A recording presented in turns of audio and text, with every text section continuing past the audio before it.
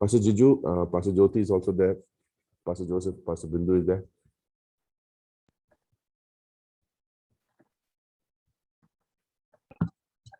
Yes, I am here. Right. So,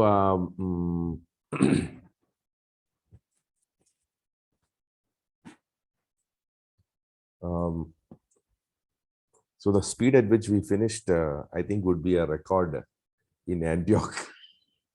If you finish it in the next 4 weeks, we should be holding a record of the cohort that finished Acts in the fastest, and with a lot of submissions too. I should be getting soon an award for this. By the way, Antioch does a lot of awarding and recognitions and all of this for people who are really moving.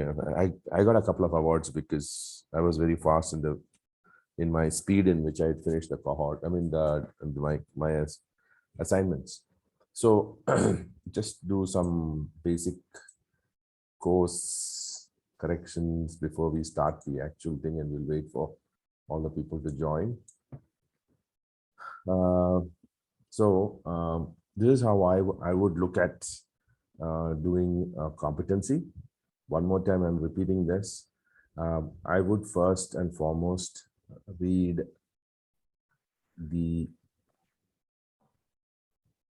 objective of the course. So course unit. Okay. That's there in the beginning of your thing. If you don't know where it is, I will show you. Read the competency question. Read the competency question. By the way, what I'm showing you is called the upside down model. And that Antioch has already taken a good class on that.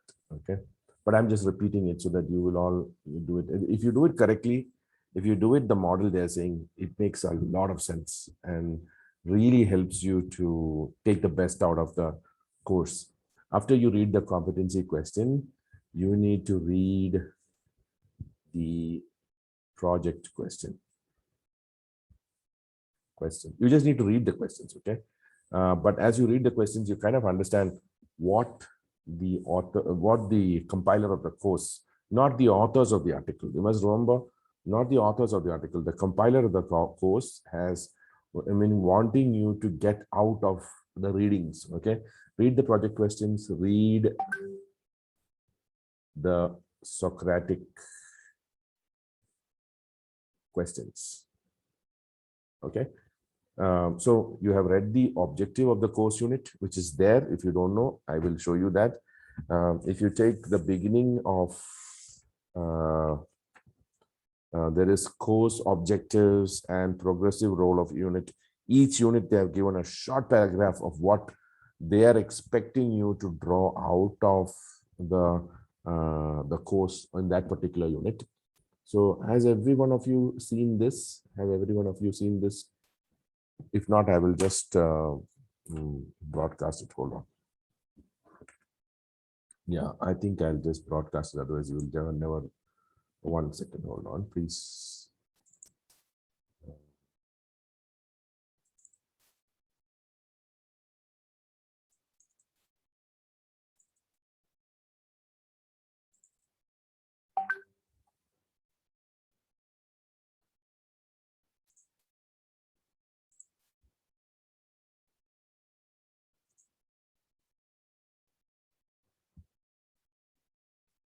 So this is your, I call the mother deed. That means it kind of guides you through the whole course. And this actually gives you a week-wise, if you see the week-wise study plan for each unit.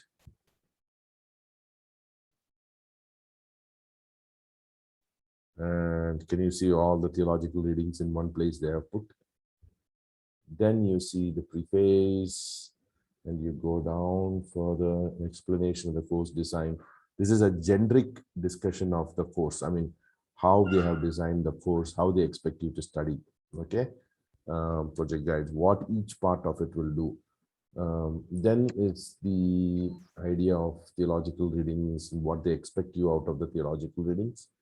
And then comes to how the curriculum was designed. So all the courses, Acts, Pauline, understanding essentials of sound doctrine, leaders. This is what we call the foundational courses. This is called the building courses. Out of these building courses, that is about 9 of them here. I'm sorry, yeah, 9 of them here. We will be doing only 4. That is preaching and teaching, shepherding, interpreting word 1, and theology in culture, which is the next one, toward a theology in culture. That'll be the 4 courses in your leadership, the building courses or leadership courses. The leadership series 1 is divided into foundational and building courses. Foundational is mandatory, and out of which you need to complete all the first 4. All of us need to go through that, and that of course completes your semen along with your life and map and ministry practicum.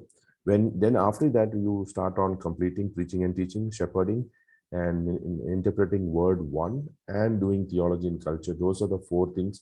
It's so sad that we will miss out on all the other courses, but these courses are brilliant courses. The family and the early church, evangelism and the early church, habits of the heart, character of a leader, ministry priorities and personal management, ministry perspectives, conflicts without, fears within. Interpreting word 2 is also brilliant. Then the last one, 15, covenants, unity of scripture and biblical worldview. All of the rest of the courses are also brilliant courses, but they're not, if that's not, that is, you can choose out of that, but it is almost set that, these are the 4 that we will do. The other courses are brilliant, and probably, if any of you are interested, we will continue to finish all the courses, because all of them are brilliant courses which we should be looking at.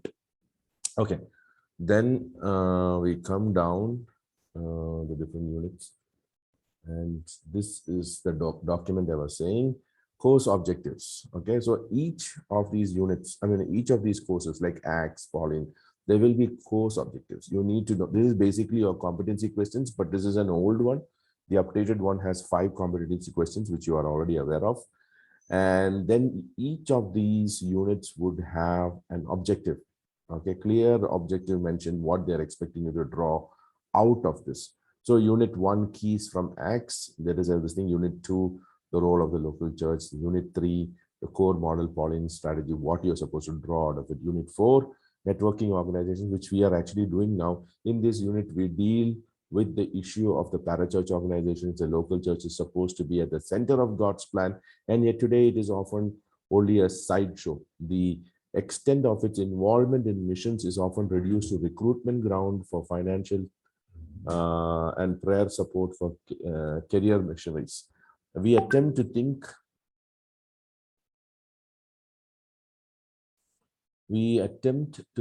through a very difficult and thorny issue, the church and the parachurch relationship, encouraging the building of the pragmatic networking relationships between local churches and parachurch organizations, calling on the parachurch groups to become church-based while challenging the local churches to reclaim their central role in the mission of building Christ Church. So if you read this, you kind of understand what they are expecting you to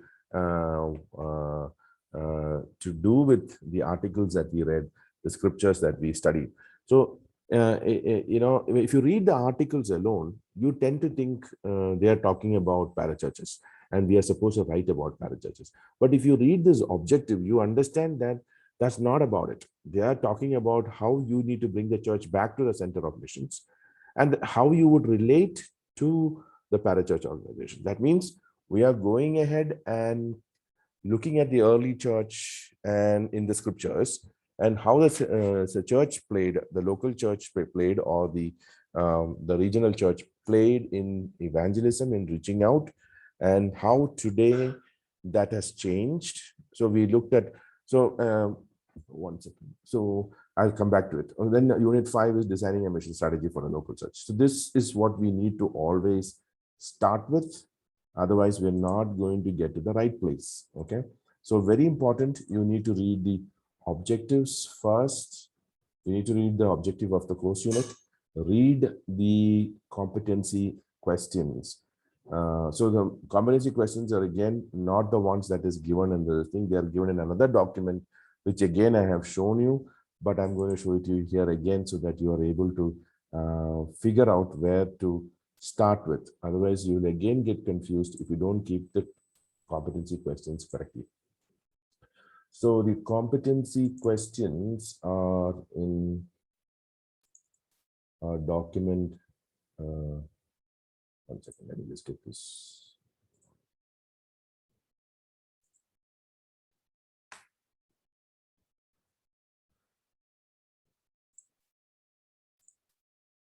This is a little repeat, but I think, still many of you have not got. There is a document like this called M-Min transcript, okay? The Master of Ministry. Similarly, you want for one for Seaman also. So when you look into this document, this is again a very important document that helps you see what you are supposed to do in each of it. So for example, life and ministry development, the SEMA motivated abilities can help you identify your own unique design and abilities. So it kind of gives you what, so motivated abilities, pattern, consultant style, computer assist, self-assist. So we do the self-assist, okay? And that's how you map, you do develop an understanding of a unique design, how to, the parts of your map fit together, 2, 3, and 4. So there are 4 competencies, and that's what many of you have already completed. Okay, then next year that you can actually start working on it right now if you have got time. Otherwise, the next year, here it was identifying who you are designed to be, okay? Identifying who you're designed to be, then here it is now becoming who you're designed to be in the second part, okay? Now life end, and the life end, every year you need to update your life end. Now core training modules, the first is ACTS, and here you have under ACTS, you have 5 questions if you see here. These are your 5 competency questions. This is where you get it. It's there in the M-Min transcript. So you need to read, after you have read the objectives, you need to read the competency question for that particular unit. So in this particular case, your unit 4 competency question is design a model to use as a guide in planting and establishing of churches today. I mean, that's beautiful, isn't it? That's something that we as pastors and church members, we have to think about as a church. And so here is, they're actually they gave you enough content. So when you see the first part of the competency question, design a model to use as a guide in planting and establishing churches today from the core elements of Paul's strategy, you know very well it's not from this unit they're asking the question. The question is actually still asking you to review the previous 3 questions, 3 competency questions. What are the 3? Develop an basic understanding of the biblical keys to establish an expansion of the first century church as taught in Acts. Develop convictions on the role of the local church in missions today. Develop a biblical definition of missionary and missionary work. So your first part of your competency 4 question would actually cover 1, 2, and 3, because you are supposed to design a model as a guide in planting and establishing churches today. And how are you doing this? By reclaiming the original paradigm, or having a clear understanding of the original paradigm, where the apostolic paradigm, where they planted churches. Okay, their model you're looking at, and then you are designing for something for today. Why is it different? Because the culture has changed, everything is changed. Today you have mobiles, you have internet, you have access to so many things which they didn't have. And so therefore we have to design something for our current scenario. And you have to take this from the core elements of Paul's strategy, which is a apostolic paradigm. So you are to design a model. So it is a model you are designing. Very, very important for you to know. It is, you have to design a model either in diagram or in, say, writing real, points by points. You will design a model how to plant and establish churches today from the core elements of Paul's strategy of his missionary journeys, including local churches and the mission agencies. So that's the including local churches and mission agencies. So that's like an added note.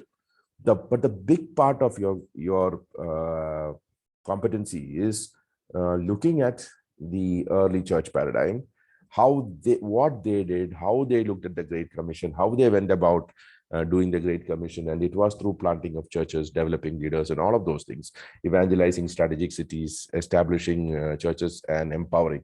The 3 things, the 3 elements. And of Paul's strategy. Maybe even the detailed Pauline cycle you can use, but you need to take that and apply it to today and how you would look at today designing a model for applied mechanism. So it's very important that you understand the competency question. Otherwise, we would go by the feelings that we develop reading the articles. If you went through the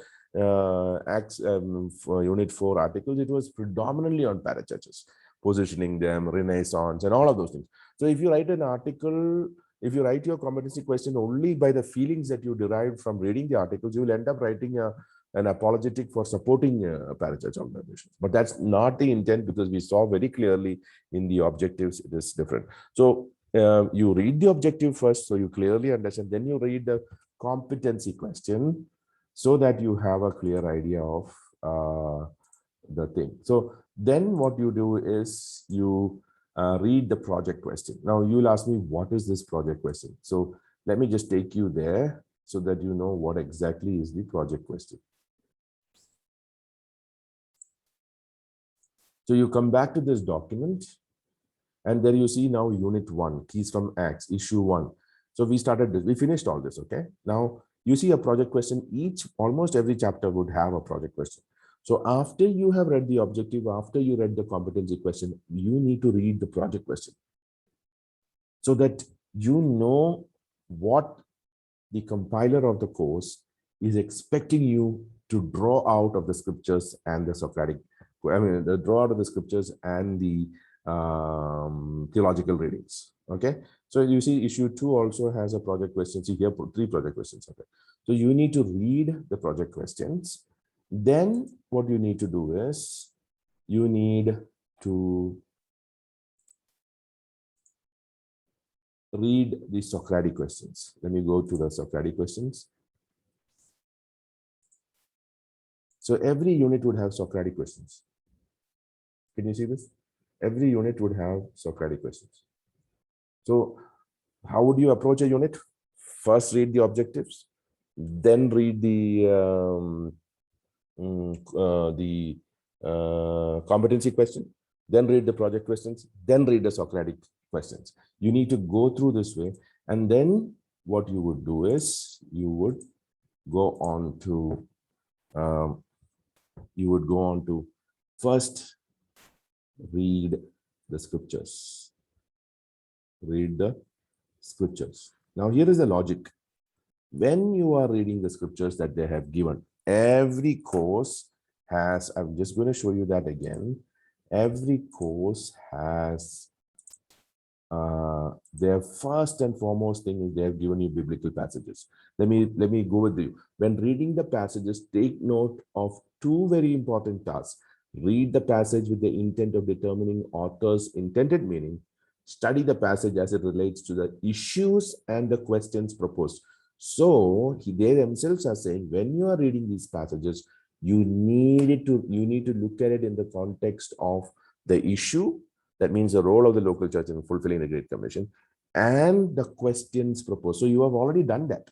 Okay. So the next is theological readings. That is also given there to you. So when you come back, when you get back to this, so you have read the scriptures, but you know what you are looking for in the scriptures. You have, because you know the competency question, you know the objective, you know the project question, and you can easily draw out what is required for what required for the competency question. Okay, so they give you an idea of how to read the scriptures. Then read the scholars, and here also you have to draw out for the competency. Draw out for the competency.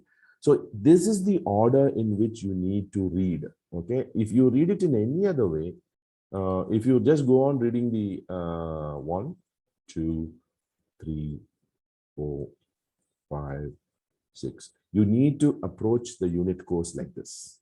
This is the upside down model. Okay, this is very important. We do it like this. Otherwise, you will not get your competency. You will not draw out what you need to. You will still be in your old paradigm. You will still write the competency from your old paradigm, and there will be no effect of the church. I mean, the course on our thinking and on our whole learning that we are trying to do here. So it is all about reading, and then of course after you finish all this, you would 7 would be writing your competency. No, I'm sorry, this is not that's not the next one. Sorry, we missed out the most important thing. Once you have done all these things, you would come to a Socratic discussion. Socratic discussion. This is part of theology in culture. Theology in culture and community. This is, we will be discussing in real context. That means all of us are involved in ministry and church and things like that. So we know now how these matters would be considered in our context. Okay, so we sit together and discuss that. And then the 8th one would be writing our competency. So when we talk about the writing the competency, we look like, it's a test kind of a thing. You read a question to you and you're writing an answer. That's not what is mentioned. That's not the idea. The idea is you are presenting to Antioch the competency that you developed, or the paradigm that you shift that you went through by going through that particular course. So what Antioch is looking at is, have you developed the competency to establish and expand your church, which probably we have all done it. Okay, maybe we did it with some views that were not having biblical, so that has been corrected. That's why you write your ministry reflection. So the idea of writing your competency is presenting the skill set or competency that you developed by going through the course. Okay, and when you're writing your competency, the Socratic discussion would have definitely affected your thinking, because we pull at each other, right? We all have different views. The pulling of each other, one of us will tell in one way, and sometimes it looks very offensive and very distinct, but that's the way it's supposed to be. Socratic discussion, we are supposed to pull at what we believe, so that all of us pulling at different directions kind of gets us to see different views and different ideas in the context of the theological reading and the scriptures, and also in the context of what the actual competency and objective of the course was. So that's where the whole idea that we need to work with. Now I'm just wanting to ask if any of you have any questions on any matters that we discussed till now. Were you clear on this earlier, or now does it make it more clear of how we are to approach the course? Yeah, I think this is very more clear, and it's really good. So Like yeah, so thanks, Subhash. So as Subhash said, I can understand what Subhash was trying to say, in that we would all get drowned in the article reading, right? We would get so emotionally involved in what the authors have written, or the scholarly material that we have taken, and we look at it always that as this thing, and we get carried away in that. But the idea is, the articles are put there to give us relevance for the scriptures that we have studied. So most of us here would not have delved or spent time with the scriptures that they have given. But Antioch is very clear. We draw from the scriptures that they, even what they have given and beyond that, preferably staying within the Paul's writings, because that's where we are focusing. But of course, even other apostolic writings can be involved in the whole thing. But it is important for us to note that the primary learning area would be in the scriptures, not in the articles that we read. The article is only for relevance, how the scholars thought. So the other thing that I needed, it's important that we see is that, let me just say this clear, all drawings. if any of you are doing the first principles, you know the, how many of you have read Teaching the First Principles? How many of you have read Teaching the First Principles? Okay. Teaching the First Principles is a small manual that they have given along with the first principle, so that you know how to teach, what to expect, and all of those things. Okay, it's a 6 chapter book, small booklet that we need, and it's important that all of us, as part of our course, as part of our teaching ministry, you need to teach series 1, series 2, and series 3. Yes, Pastor, that's a correct one. Teaching the First Principles. So when you finish teaching series 1, you can write your teaching practicum for series 1. Only after you finish teaching series 1 can you write the ministry practicum. So I'm just going to give you a short ride on the idea of the first principles. Okay. So in the first principles, if you see, there is an introduction. Okay. There is an introduction, introduction, just short paragraph, probably connecting you to the previous one, or giving you a broad outline of something that is relevant to it. The second thing that they ask you to go through is scriptures. Okay, so the basis of all our study is scriptures, and this is usually a passage. And even if they don't refer to you the entire passage, I am always, when I do first principles, I sit with my cohort and I go through and probably the whole book at sometimes. That means the whole writing of that letter, Paul's letter, the whole passage book I would go through, or at least a significant part of before that passage and after that passage, because I'm interested in biblical theology. Okay. And then we have questions on this. Okay, we have questions on this that we need to discuss as part of Socratic discussion, or what we call as community learning. Okay. And this is the same thing in our course also, which we are doing now, Acts. There is an introduction, there is scriptures, and there are questions. The Socratic discussions happens on this. The third thing is they will give you listen to the scholars. Listen to the scholars. So here in Antioch, one of the things that they say is that we have a great wealth because we have the scriptures, complete 66 books. Now in multiple translations that give us a much better dimension than when the original apostles were doing. They did not even have the books at that time. Today we have the scriptures, and we also have the wisdom of the last 2000 years of believers who have experienced the Lord and done ministry in their context, and they have written down their experience. So listening to the scholars, again, there are questions on this, and we have to discuss, and Socratic discussion, etc., community learning. Okay. The fourth part they tell you to do is think through the issues. Okay, here what we are doing is something of the way that the resource interaction part of what we are doing in our listening, or we are taking the scriptures. When you're thinking through the issues, what are you trying to do?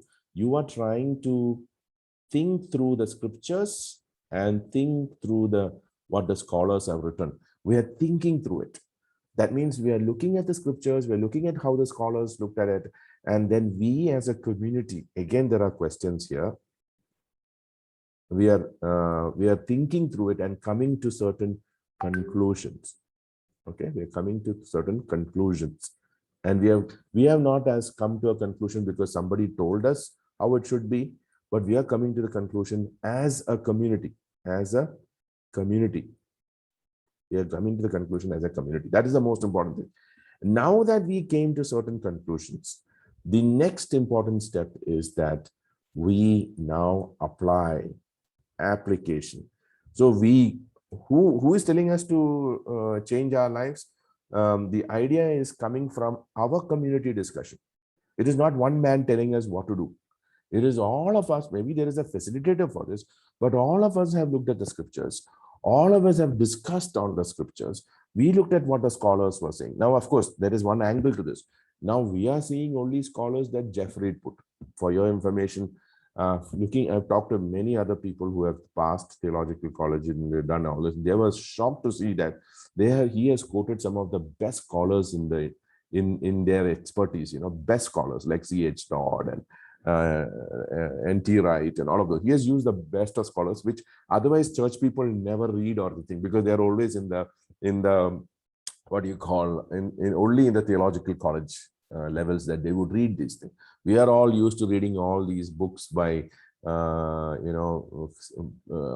preachers mostly, who made their preachings into books, but these are real scholars who have really studied things. So that's the beauty of it. And one of the theologians who was doing the course said to me, George, this is the first time I've seen somebody bring actual scholarly material to the church.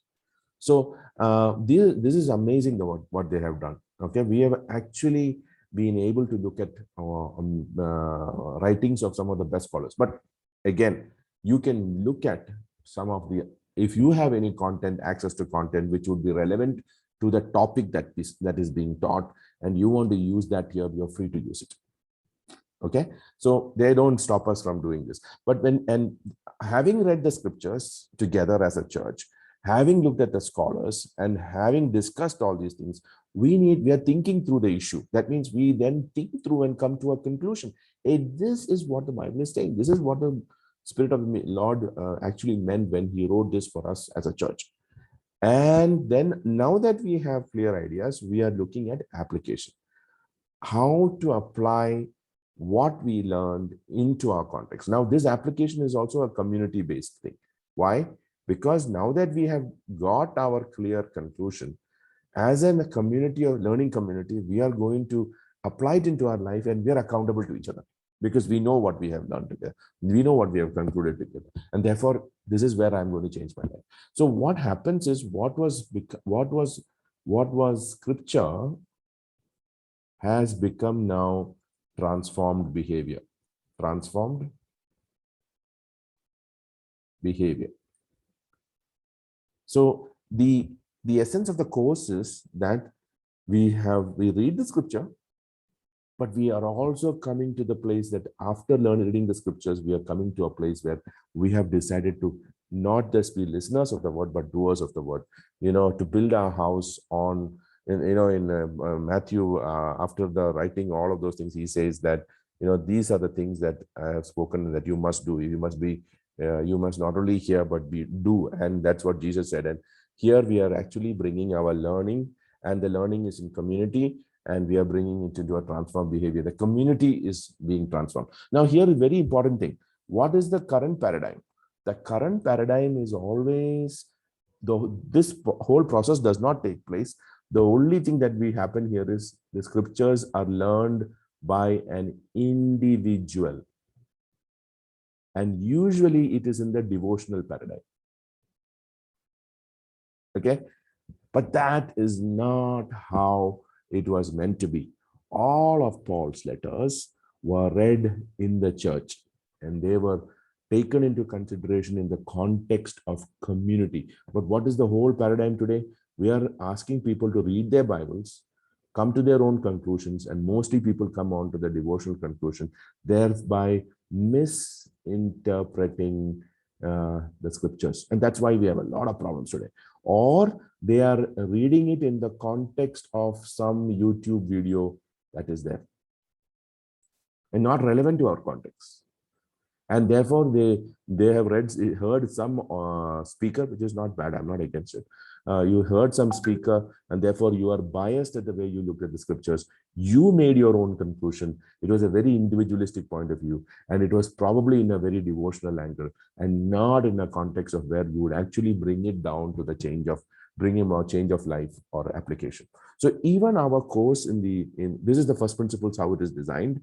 Our course that we are doing in our MN also is designed in the same way. That means we read the scriptures, we listen to the scholars, we think through the issues. That's our Socratic discussion center, and bring about application. In our application is the actual writing of the competency. So what are we saying? Our competency should demonstrate how we have applied these understandings. All right, I'm going to close. I've spoken so much.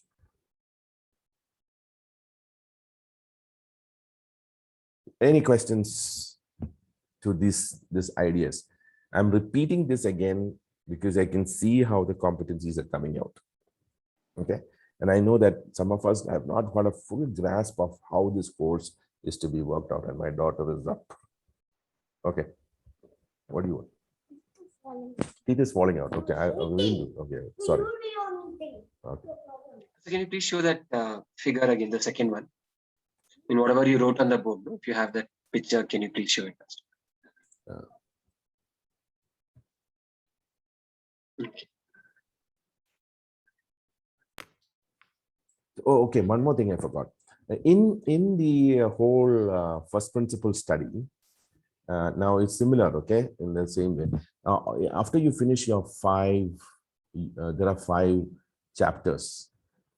So we have, after you finish the 5 chapters, you have got 5 principles that you would draw out from the 5 chapters. The 6th chapter is assembling it all together. Okay, assembling it all together. And you go through the process of, committing your heart, committing your mind, and committing your life, the 3 aspects. By the way, even in our course in Acts, the last question is always assembling the previous 4 units together. You must always remember, in Acts, of course, they are doing it in competency number 4 and in competency number 5.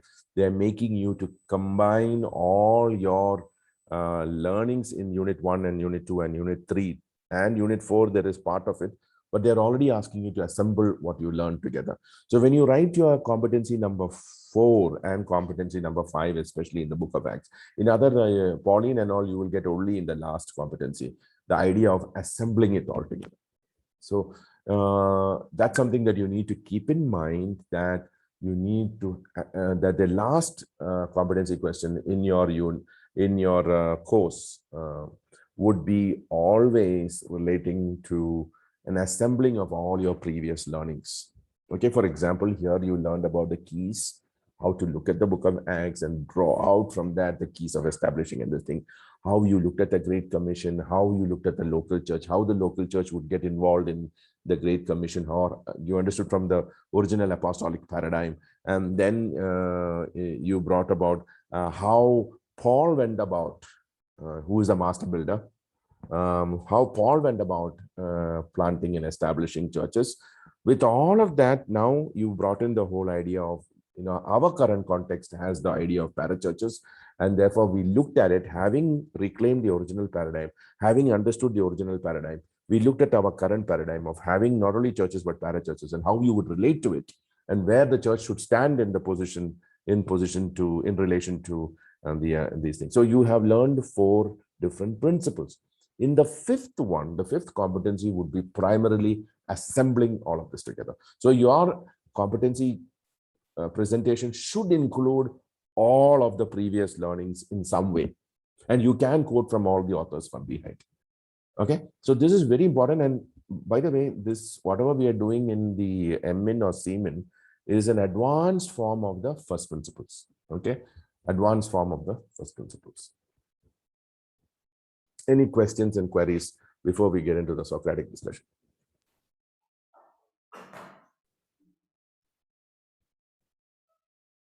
So I think it's a good thing, George, that what is it?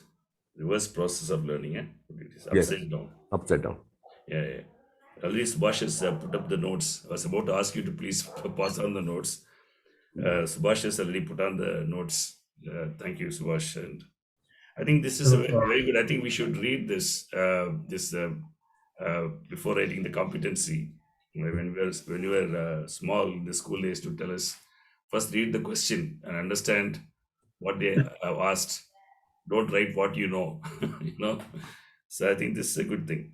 And also when you have read the questions before, when you're reading the scriptures, you know what to draw. Otherwise, you're just getting lost. When you're reading the theological articles, okay, this is now what they're looking at.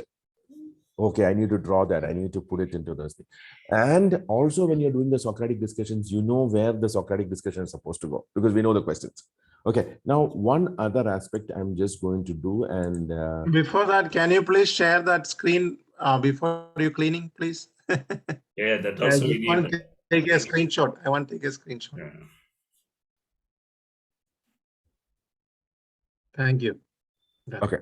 So when you are writing your competency, so when you're writing your competency, you have undergone a process, and when you are reading your scriptures, the first part, so in your writing your competency, the first thing that you need to do is when you are reading the scriptures, because you know the competency question, you know the project question, you know the Socratic questions, you are drawing out of the scriptures and making a framework from the scriptures. Okay, what I would do is I would list down key verses that would pertain to the project questions, the competency question, and things like that. So I would draw out these verses and drop it on a Word document.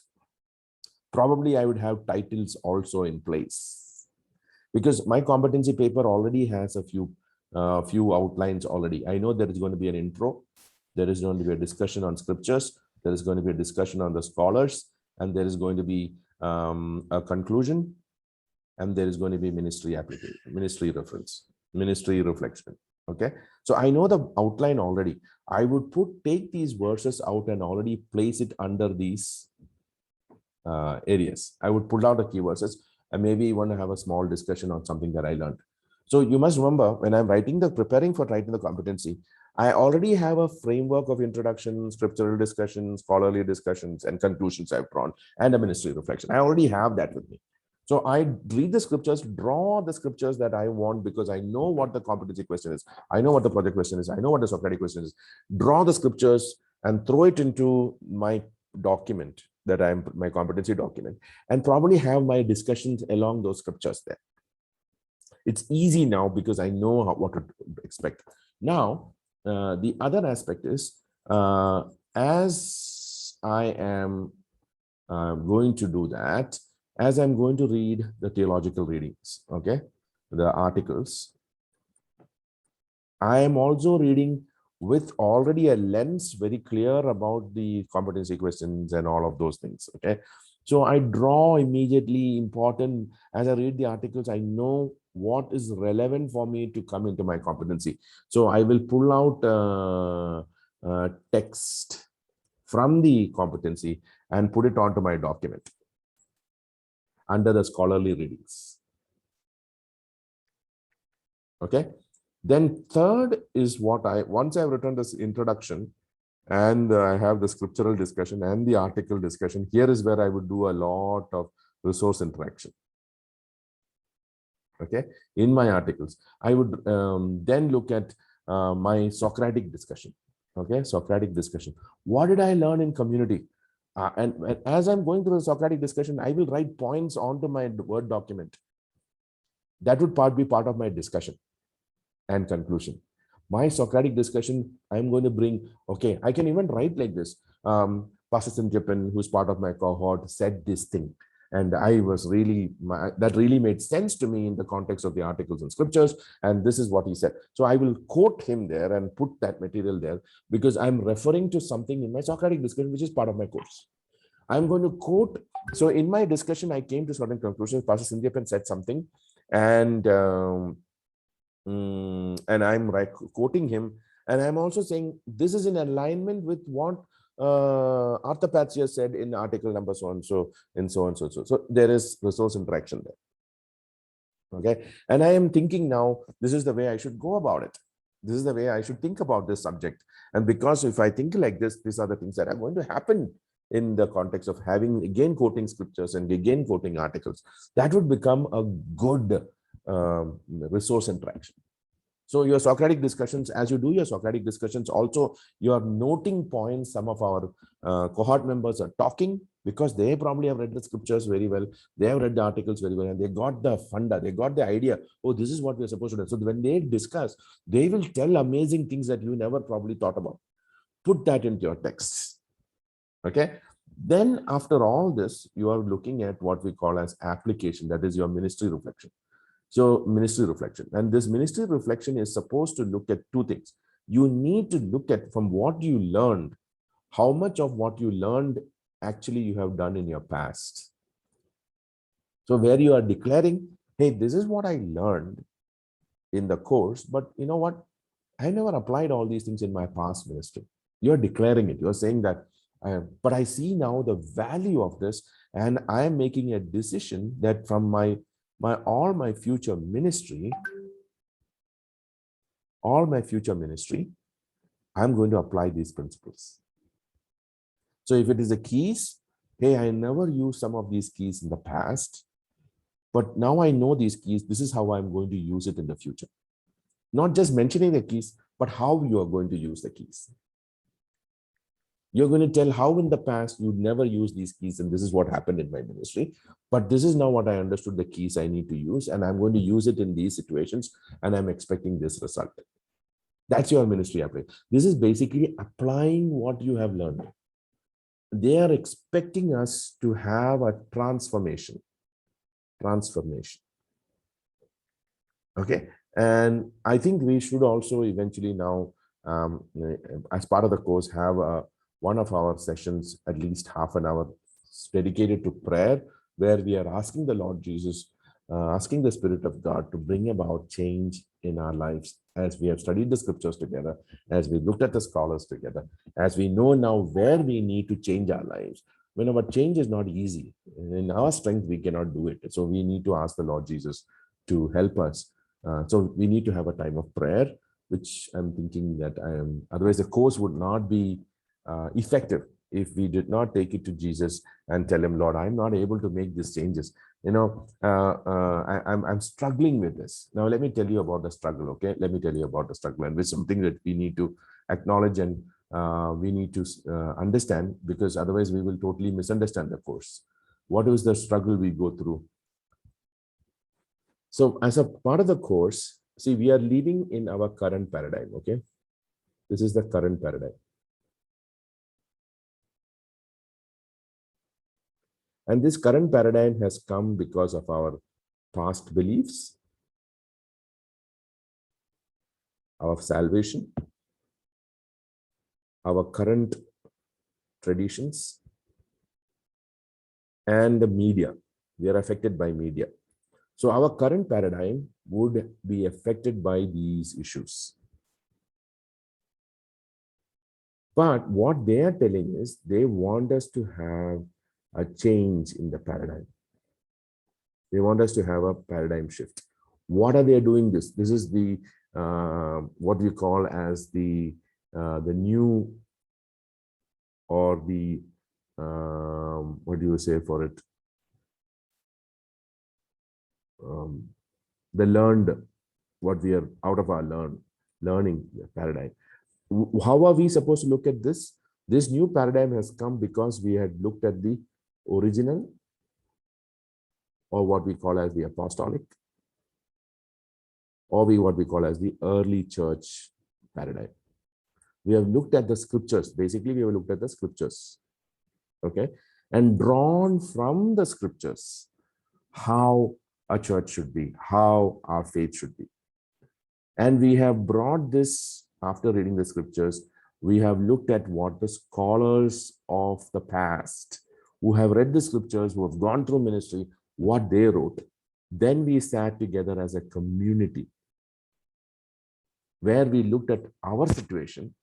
We looked at the scriptures, we looked at the scholars, we looked at our situation, and we kind of said, hey, this is what we should be doing. And we have decided to change, transformation. So this would bring about the new paradigm. Okay. Now this paradigm is different from this paradigm. So for us to come and enter into this new paradigm, we will have to go what we call as paradigm. Sorry, 1 second. we would have to go what we call as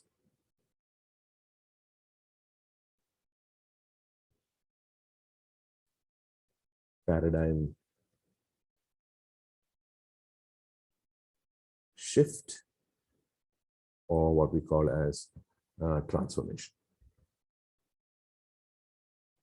We are basically reclaiming the apostolic paradigm. So in order to enter into this paradigm, in order for us to enter in, moving from this paradigm to this paradigm, we would undergo what we call as paradigm transformation pressure. What is this paradigm transformation? Because to come into this paradigm, you would have to say that your old paradigm was wrong or not complete or not the perfect one. So, you know what, it will be very difficult for us to let go of our old paradigm. We would be, so how does this happen? Because of the Spirit of God and the conviction of the Word of God, we are able to do this, but we would have a lot of difficulty. I had a lot of difficulty. I went through actual breaking experience as I underwent the paradigm transformation. I fought with my facilitators. I argued with them. I kicked their butts actually. They had a tough time handling me because I would not want to move from this paradigm to this paradigm.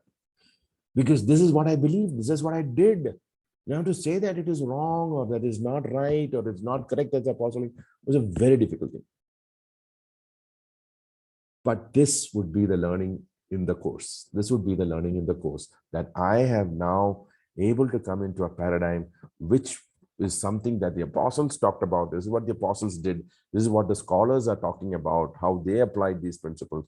And now as a community, looking at our current situation, we have sat together as a church and thought about it and we come to conclusions. Now we are learning to apply those conclusions. And when we have to obey those things, basically we are obeying scripture, we would undergo a paradigm transformation. Whew, man, we finished. Okay.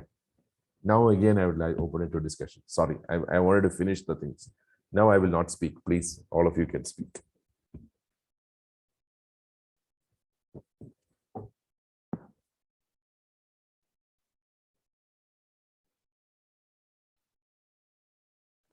Now I feel like starting everything all over.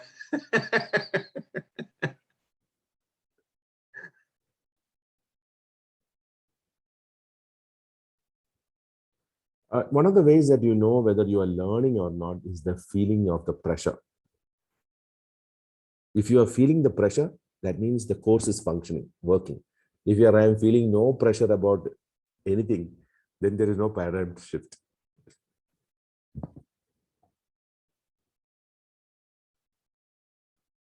Do you know that because you are not going through paradigm shift, your competency also would reflect you still delving and living in the old paradigm. You are still holding on with your life onto what you believe. It's like, you know, when you drop the child to the school the first time, the child holds on to the father and mother, right? Because the child is going to go into a new paradigm where the father and mother will not be present. And the child will hold on to the frog, screams, cry. That's exactly what is supposed to happen to us. And that's exactly what we do. I have cried in the night. I sat and cried in the night, saying, God, now I can see the truth. But what I did till now, I did it very innocently, Lord. Whatever I knew, I did it. And the Lord was very comforting to me. Son, no problem. But now you know the truth. Let's start moving in that. But I had to sit and cry. I also felt bad that many people I taught things that, you know, was there in the old paradigm. No, it was crazy. I mean, that challenge is very difficult. How many of you are feeling that pressure?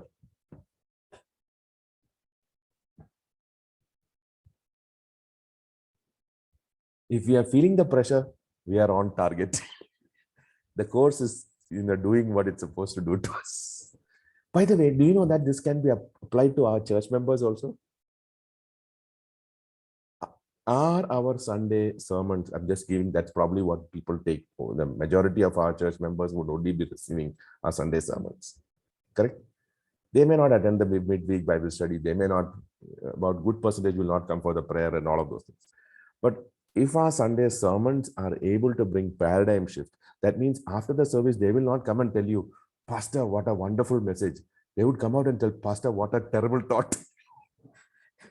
This is terrible. Oh, I like that. Let's read what Robbins put in the chat. Alvin Toffler is credited with saying the illiterate of the 21st century will not be those who cannot read and write, but those who cannot learn, unlearn, and relearn. Wow, that's nice. Rob, put that on the chat, the main chat. Okay, can some of you talk? Because I keep talking. I want you to talk, just share your thoughts and this thing, because we are all learning together. Dr. George, the paradigm that changes actually is slow only, not very fast. But definitely there's a change that's happening. I don't deny that. But definitely it is a slow change. But we need to actually have a change somewhere. Only then there'll be changes in the ministry also. That's what I believe. Thank you, Pastor John. Because the way in which when I look at myself, I was doing ministry in a particular way. And after going through this course and all those things, now actually, in fact, there is a maybe where are we running? Stop, think. Is it time to actually maybe take a different route that we were earlier going? Should we take a detour, or is it actually the right way to go? So that sort of thinking is now coming in, because we also want to see something happening in ministry that was not happening for the past maybe few years. So I believe that this course is doing something to change our mindset, at least my mindset, thinking out of the box, thinking the way we were doing things. So, Pastor, can I complete what you're saying? I mean, I know that you're trying to say this. So, if the course is not making you think about doing ministry in a new way, the course is actually taking you to do the ministry. So the right way. Right way would be a nice word. I'll still use another word for it. The course should take you to do the ministry in the original way of the early church. Exactly, that is the right word. So you understood how that paradigm is now. So you said to me, first thing is your first step in changing this thing. You're into a new direction, you said. Then we talked about the right direction, you said. But we are actually saying even something more complete is, let us do it how the master builder who received the revelation, who had the wisdom given to him to build the church of Jesus Christ. When we have that original presentation, we can go back to that original presentation and do our ministries today with that original paradigm in our mind, with the way he did it. We can do it with, of course, all the changes that we have culturally and contextually, but we still will hold on to those basic principles that were there in the scriptures. Thank you, Pastor John. That is a fantastic thing. And I could actually get it to a place because you said all those things. Yes, anybody else would like to share? I have two batches of acts, one in the morning, early morning, then late in the night. Two batches of, cohorts we are teaching acts. So, Pastor, after the... Pastor, enroll them into the Siemens program. Send me the details. I will enroll them. Yeah, I never thought that they would be so much interested because, acts was always boring. So, I think after two classes, I found that, early morning, 4:30 batch, they're all the more interested to learn about acts. So he said, Pastor, we want one more acts class in the evening. Then I said, fine, we'll take one more class. Then another batch came in the evening. They also wanted to study the book of Acts. So we completed two courses now. So I was thinking, the way the whole curriculum has, put a paradigm shift even in our thinking is so tremendous that, we have started to think in the way that Paul and others used to think how we can take the gospel across to the nation. And that is one thing, even the people who attended the classes were also blessed. I never thought that they would be so much interested to learn about Acts. Because any other books, if they want to learn theological stuff. But here, they're actually learning what the apostles and the disciples did, after they received the message from the Lord. So I think that, it is a great thing. And not only that, that helps me also to learn through the book of Acts. After preparing for the classes and teaching the people, I know, where what the stuff is, where is written, all that, I had to go through the book of Acts at least 20 times, left, right, and center. So that is one thing I think I found after reading through the whole thing. Even reading through scholars and all that, it was very, very informative. Pastor, enroll your church members. You will be the facilitator, at least for a seaman program.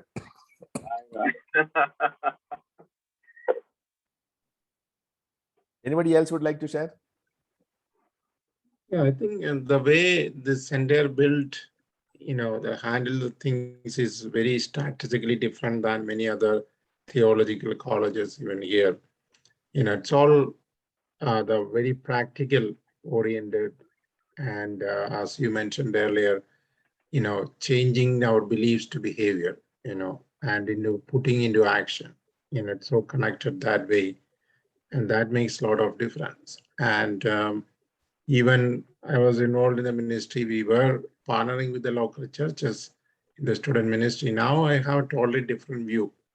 I'm pushing as much as hard, but now I realize even they are not getting the point, and they wanted to still do the whole thing. Come once in a while, help out and leave. I said, no, we want this is an opportunity for the local churches to get involved and do the ministry. And I'm just be the facilitator. And I want you guys to come and do the work, and be in that, but they're not getting it. Maybe they need to be taught something like this, You have, Pastor Subhash, you have actually gone paradigm transformation on Unit 4, actually.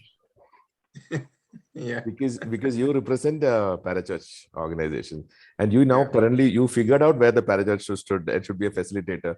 Now you are pushing the church to do what it's supposed to do. That's exactly where you should be. Wow, fantastic. And I had a meeting 2 days ago, and putting all the vision, and what I need is, instead of the campus chapel, I want it to be in the houses.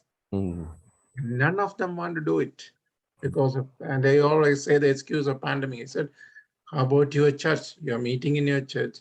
You are, meeting as families. So what's a big deal? But it's difficult. It's difficult because they don't understand. And I totally understand, because now we learned. So we think that now they are not into that. So definitely the teaching only can, the very structured way is ultimately going to change the mindset of the people. Thank you, Pastor Subhash. That's really nice, because I can see paradigm shift, and you are able to recognize the people in the old paradigm and how they are not here. That view is fantastic. Yeah. Anybody else would like to share about some of the thoughts that we?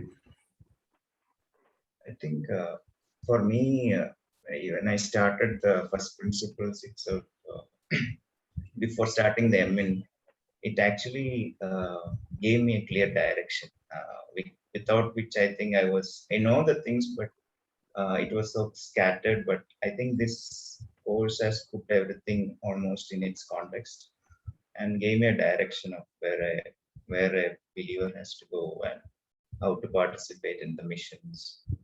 And I think, as I shared last time, what you were telling, that pressure came during the lockdown, when I started sharing the gospel with my neighbors, and they were new believers. They don't have any, as I would say, the old paradigm where I had, because teaching them is more easier than teaching the existing believers, because they are fresh ground and you can sow the seeds and they are picking up very fast. I think that's a difference I saw when I started interacting and teaching with believers, existing believers, and the new converts, I would say. Yes. So those who are born again and you're straight away bringing them into the the early church paradigm, they have easy acceptance. Whereas if you were to teach a member of our church who has come from another church or trained in the old paradigm or trained in to think reformed or trained to think contemporary theology, taking them to think about the early church is a much difficult job. I understand that. That's what you're saying, right? Yeah. Okay. Anybody else would like to comment and think through what we have just talked? My suggestion, Pastor, can we translate the whole thing into local language, vernacular language, and give it to these people? Many of them who do not understand English. If they can get an opportunity to get it in the vernacular, it would be good. So, can we do the translation for that? Yeah, I think Acts is already translated into Malayalam. I can try and see if we can get you the Acts in Malayalam. If not, we have to take permission from them and translate it. And when this discussion has already come in some of the other cohorts where I'm studying, and they say that instead of getting a guy from outside to translate the Acts course, and they have done it, and it has been a tragedy because he's still in the old paradigm. Okay. So finally, when you translated, everything was in the old paradigm. It is best translated by somebody who has gone through the course and underwent paradigm transformation. So even if he's an amateur translator, you still get what you are wanting to get in the translation. Otherwise, we lose the whole course in the translation. So yes, Pastor, I can definitely look at if it already we have got a translation, I will get you the translation of Acts. Anybody else? At least you understood now how to go through the course. What to read first, what to read second, what to read third, how to write a competency. We need to get that cleared so that we would draw from the course. We would really draw. At the end of it, when you have spent substantial amount of your precious time in the course, looking at everything, and when you look 3 years or 4 years backwards, when you're finished, you should feel so enriched and so blessed. That's what I'm looking at that today. I've finished about 5 years into the course. I finished my Seaman. I'm working on my Demon. And today when I'm looking back, I'm saying my personal life is completely changed. My understanding of scriptures has completely changed. My family life is completely changed. The way I approached my wife, my children, completely changed. Not the way I was thinking earlier. The way I approach my church is completely changed. The way we are doing ministry has completely changed. Some of them are in the early stages of transformation, but definitely it has impacted my life. But earlier what was happening is we were just thinking of doctrine of God, doctrine of sin, doctrine of Holy Spirit, doctrine of that. All of what I knew, and I was pretty good at it, better than theologians also. All of those teachings like doctrine of sin, doctrine of Father, doctrine of Christ, doctrine of end times, doctrine of baptisms, and all of those things, everything remained in the philosophical realm. If you have noticed, I'm not saying they're bad, they're good, but all of those teachings remained purely in the mind realm, the thinking realm. And all of it was biased to the traditions we came from. So that's a problem with systematic theology.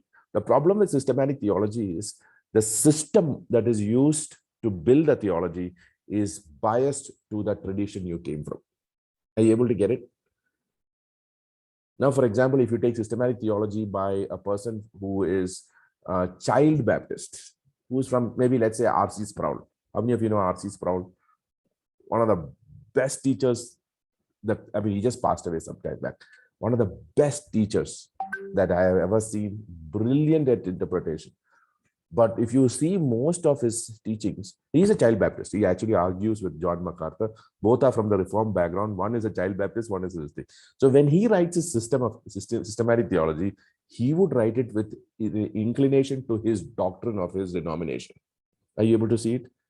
Whereas biblical theology is not biased to any denomination. It is just as the apostles wrote it.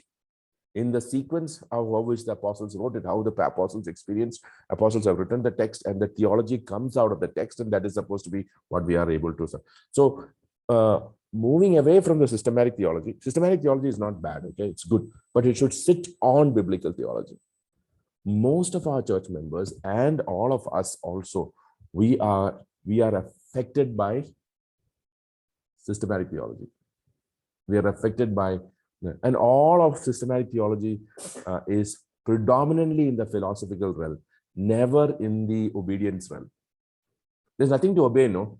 When you say doctrine of God, it's just information who God was. Or doctrine of sin, it's just information what's in. It is not telling you what to do with your life. Let's say doctrine of end times. Most of today, the end times is fighting when Jesus is coming back. But the doctrine of end times has only one application, that prepare yourself today. It's about preparation. It is about keeping the hope. But that's what we need to literally do. But what are we arguing about? We are arguing about times when he is coming, blood moon, red moon, that moon, this happening. Look at Taliban now. Look at this. Look at this. So we are trying to break our heads on figuring out when Jesus said. Jesus himself said, actually, when I don't know, brother, you please, the Father only knows. You leave that time alone. But you need to know I'm coming back, therefore prepare yourself. So the preparation part is what our learning and application should be. But you can imagine how much systematic theology has pushed us into just philosophical discussions, you know. So here we are doing biblical theology that is bringing us into the realm of what the apostles taught. And the apostles taught with an intention to change the behavior of the people, because they were following the Great Commission. And the Great Commission clearly said, go preach the gospel, those who believe baptize, bring them into the church and teach them all that Jesus taught. Curriculum is very clear. And what kind of teaching? Teaching them to obey. That means change in behavior, change in life, becoming salt and light, becoming a lamp upon a lampstand, becoming a city upon a hill. So I think even in our fellowships and in our large gatherings and small gatherings, we need to bring about this paradigm shift, which if we are not able to, they are coming to church and they're going back, and they would have accumulated some knowledge, and that knowledge would primarily puff us up, not lead us into repentance. I'm just giving you excerpts from my own life. Okay, these are all what happened in my ministry. Pastor Jiju, Pastor Lemu, Pastor Sindhyapan, Pastor Varaprasad, any thoughts?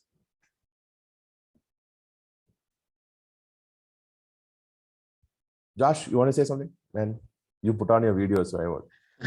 Yeah, but it's actually related to this, and of course, the Beeman thing also that we are doing, the first principle. So, yeah, so I think for me, the biggest change in thinking has been, the way I look at work. So previously, I used to look at work only as, spiritual work, what the things that we do for God, or which are ministry related or church related, on one hand, and on the other hand, the work that we do maybe at office or things like that. But then now I've got an understanding that it's all, together, that, our life itself is the masterpiece of God, and, so he's the one who holds everything together. So it's not, there's no more categorization of work. And I feel that has been a huge paradigm change in the way I look at work and look at, other people's work. So Josh is talking about undergoing paradigm transformation in doing series 2 of First Principles, the third book. Correct. We just finished that and Josh attends one of our First Principles batches, where we looked at life work, and it was a paradigm transformation for all of us. Not only Josh, even my transformation took place, where we see no more secular work and spiritual work. We are able to see all of it through the eyes of Jesus as real life work. Very nice. Yes. Yes. Anybody else?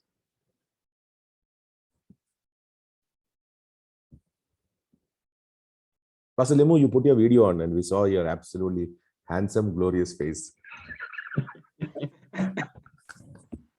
Yes, Master. I'm actually just still struggling to start, submitting all of my competencies and map and all of it. But yeah, listening to all the discussions. Yeah, it's really important. Yeah, it's really needed. in the times and seasons that we are in, especially now. And I think now with also the political scenario that's coming in with bringing the anti-conversion bill and all of it, all that we've been doing in terms of ministry gatherings, I mean, that's not the way forward. Yeah. Thank you, Pastor. That's a challenge of the foot soldier today in the ministry. Yeah. Yep, we are going to come across days that are going to be really tricky. No, the best thing is somebody once told me, if you actually want to read the book of Acts and make full sense of the book of Acts and the apostolic writings, you should be one of the most persecuted churches in the world. Then only actually that Jews would come out. So somebody told me that most of the people who were there in the conservative Saudi Arabia a couple of years back, their understanding of Acts and apostolic writings were phenomenal, because you know why? They shared a similar context. Are you able to get it? The paradigm was more clearer for them because they were actually setting it. They were set in a thing where they were not able to carry a Bible into the country. Prayer meetings were dangerous. There was religious police and all of those things. Now today we are having religious police here in India, in Bangalore, right in our Karnataka, in our villages, we have religious police. Hey, why are you doing this? You know, some of the videos that are coming out it's so terrible videos are coming out. I don't know. There is one video of a man who was poured acid and gone completely. Come again, Subhash? Yeah, that is true. He passed I away. never heard about this. Oh, yes. We have religious policing now. Yes. No, that person you were speaking about, he passed away. He's a young guy. Nitesh Kumar or something, no? Yeah. It's terrible. I mean, we are there. Wow. You know who are the religious police? The local RSS guys who will observe everything. Oh, They directly confront the pastor saying, why are these people coming to your church? They are not supposed to come to your church. They're Hindus. So then they will, literally threaten them, put case on them. Some of them get beaten up. And probably the mature RSS guy doesn't want to beat and do confusion. But they have already fed the poison into the immature ones. And the immature ones. A lot of what is happening may not be what RSS actually wants in terms of the violence and things like that. But when you have fed the poison into a generation that want to appease the seniors, what do? They just go in and create mess. But that Nitesh's story was terrible. Okay, I saw the pictures of his fully unskinned body. He's screaming in agony. Oh, it was terrible, and he died because it had severe loss of fluids. They wouldn't be able to keep the fluids into his body. It would all ooze out and he would die dehydrated. Anyway, we are in those fantastic times that we need to really be established in the way of Christ and the disciples. Otherwise, we won't survive the thing. So we got 30 minutes, and I'm going to start with, if anybody has any comments, otherwise I will start off with the first Socratic question. On Unit 4, Issue 1, Authority of the Parachurch Organization under the Theological Readings, Socratic discussion, question number 1. Explain how a parachurch organization could possess authority when involved in missions efforts, if it could indeed possess an authority. If so, what is the source and breadth of its authority? Let me repeat again the question. Explain how a parachurch organization could possess authority when involved in mission efforts, if it could possess authority in the first place. If so, what is the source and breadth of its authority?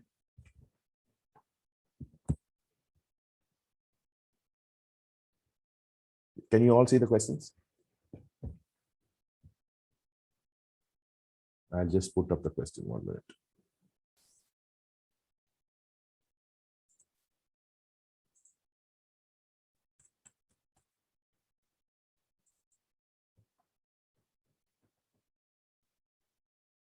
Yep, here is the question. Explain how a parachurch organization could possess authority when involved in mission efforts, if it could indeed possess any authority in the first place. If so, what is the source and breadth of the authority? That's the question. That's what we need to discuss as a church today.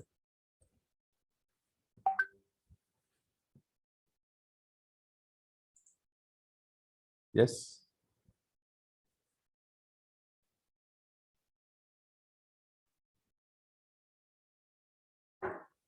Did you all understand the question? It's a googly, okay? He has bowled a googly at you.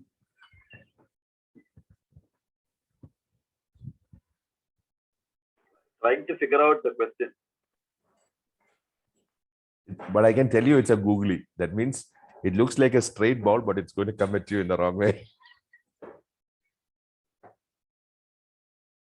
He's asking you to explain how a parachurch organization could hold authority over a mission enterprise.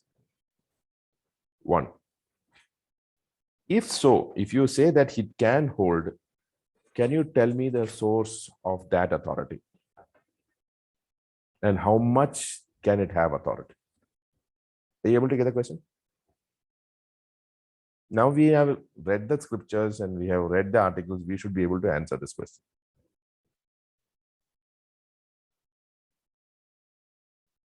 How many of you have read the verses in this? Acts 1, Acts 13, 1 to 3, Acts 20, 17 to 38, Titus 1, 5, Acts 16, 1 to 10, and 1 Timothy 3, 14 to 15. If you have not read the scriptures, this will not make sense, okay? So one of the mistakes that we made in the courses past also, we never gave value to the scriptures mostly. But we don't want to make that mistake. All of us should really spend time, really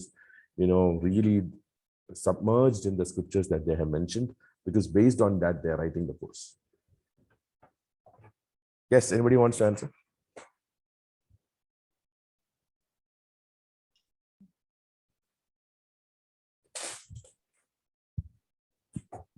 Rob, you want to take a go at it?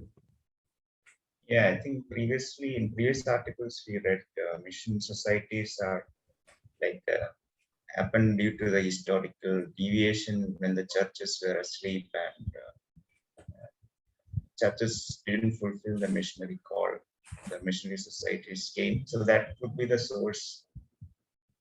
And from the learnings, I would say the authority is more of a delegated authority by the local church, if it has an authority. Wow, that's nice. He got it spot on. He hit the 6 out of the stadium, actually.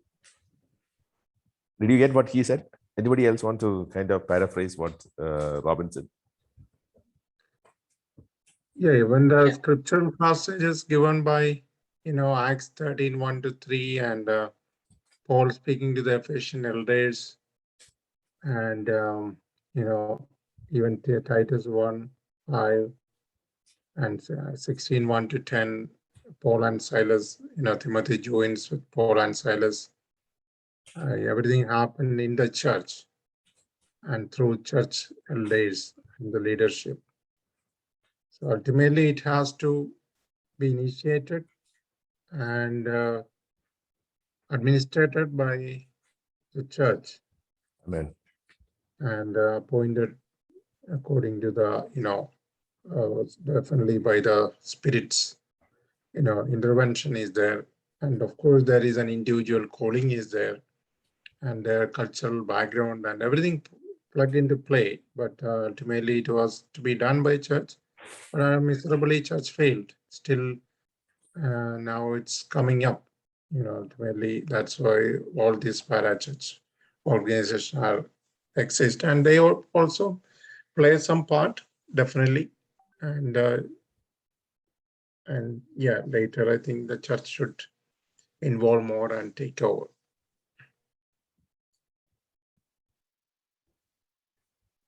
Yeah, I just also agree with what Pastor Subhash said and what Brother Robin said.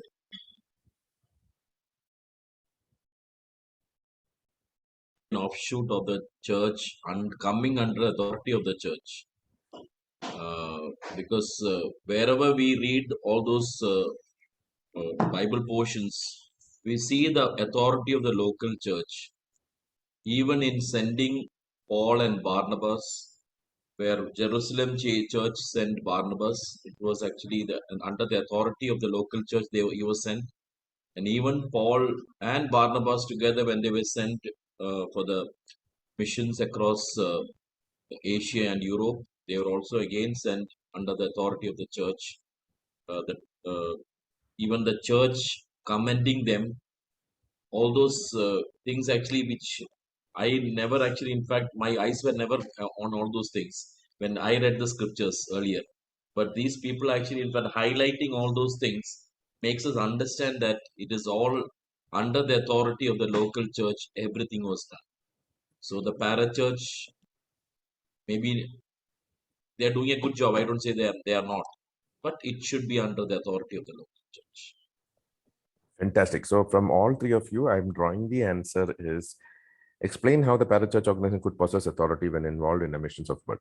So we are all clear here that the missions, in the mission paradigm, there is no authority for the parachurch, but it can possess authority. The source would be from a delegated authority of the church, that the church could use some of these things. So that is now our today's current scenario is what we are looking at.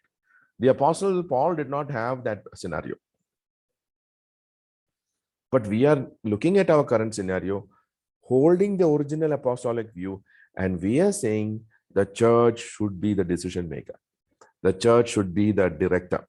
The church can use some of these parachurches where it is required, which are church-based,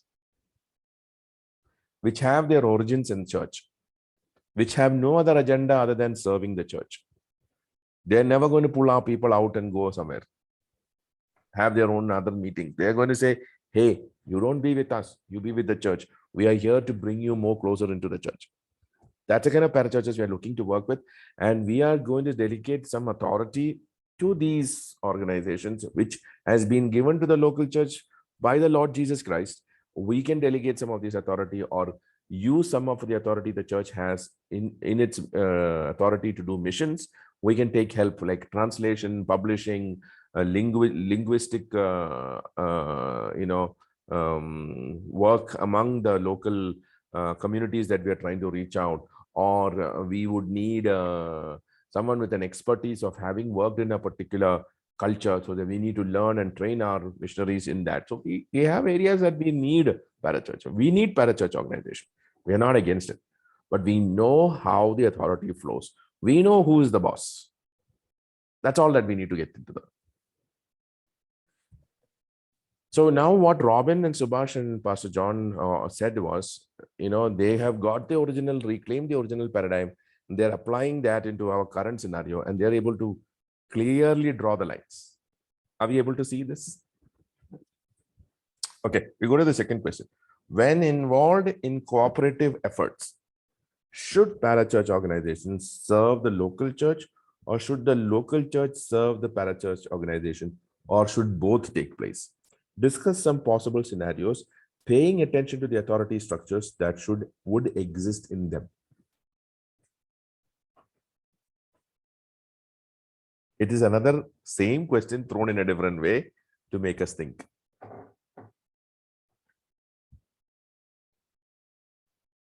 Let's take Pastor Subhash's situation. Pastor Subhash, can we take your situation?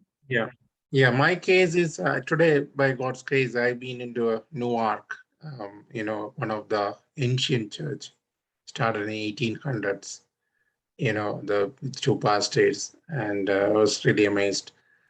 And they asked this question, hey, by the way, who is your team? Do you have a team? I said, you are the team. I'm just the facilitator. Our model is the local church, because we all know that it all happened through the church. Its mission is the mandate to the church. So we are here to connect with you all, to the international students right across from 80 different countries, right next to your 2 blocks away from your church, and bringing them here, have fellowship, and they'll be worshiping with you. That's the ultimate goal, and disciple them. So that's a complete change. If it was like a year ago, maybe I wouldn't be so loud in saying that. I mean, I was not clear either, so that's definitely, and that means for me, it's only me, my family, and rest all are the churches, in different churches. So it is always working together and, always, there is nothing independent, to be honest. It is interdependent, and of course, ultimately depending the Lord. Okay, so let us look at Subhash. Subhash, we're going to dissect your life right this now, okay? With your permission. Can you give us a permission to look at your situation? Because yours is the ideal situation for us to study. So here is Subhash. Subhash had a worldview. Before he came to this course, he had a worldview or a paradigm, we call it worldview, that mission agencies did missions. Was he a church member? Yes, he was a church member. And he went to church and he came back, he worshipped and did everything. But he didn't think more about this. Now he went through the course and now he thinks that church should be in missions and mission agencies should help the church to do missions. That's what he's now saying.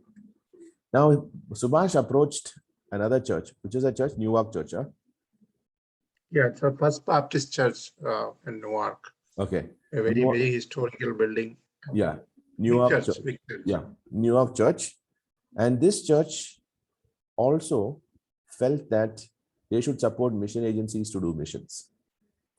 Now here, this is Subhash's new worldview.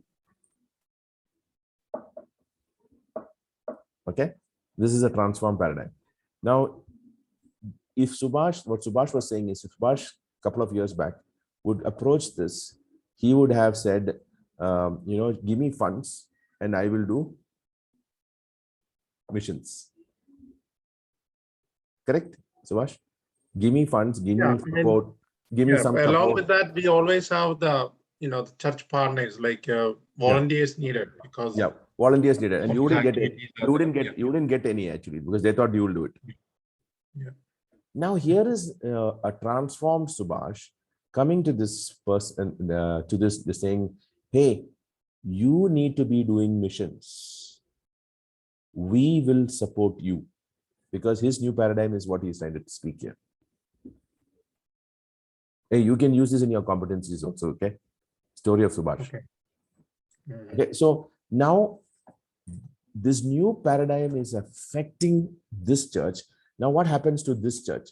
This church starts to see, hey, this is true. And they move to the new paradigm, the apostolic paradigm, where they say church is to go to missions and ISI will support us.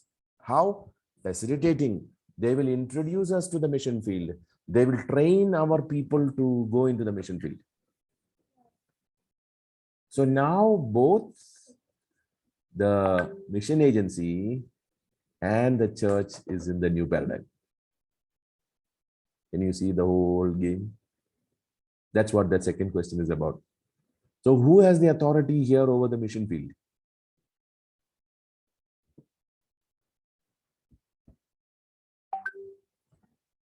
It's the local churches. Yes, the mission field, which is the Newark, what's the name of the NJIT, no? Yeah, NJIT, yeah. Suppose NJIT. There are actually four campuses. Yeah. NJIT has 4 campuses, let's say. No, NJIT, the another university, Rutgers. Okay, we will talk only NJIT now. So now what happened is, NJIT is the mission field. This is only 2 blocks away from a Newark church, but they never thought about it. They were more busy administrating the thousands of folks that were coming to that church. They had no time for it. Actually, they were praying. The pastor and the pastor team, every week they used to walk around in the campus and used to pray. And they said, you are answer to our prayers, Awesome. because we wanted to do something. And, awesome. Awesome.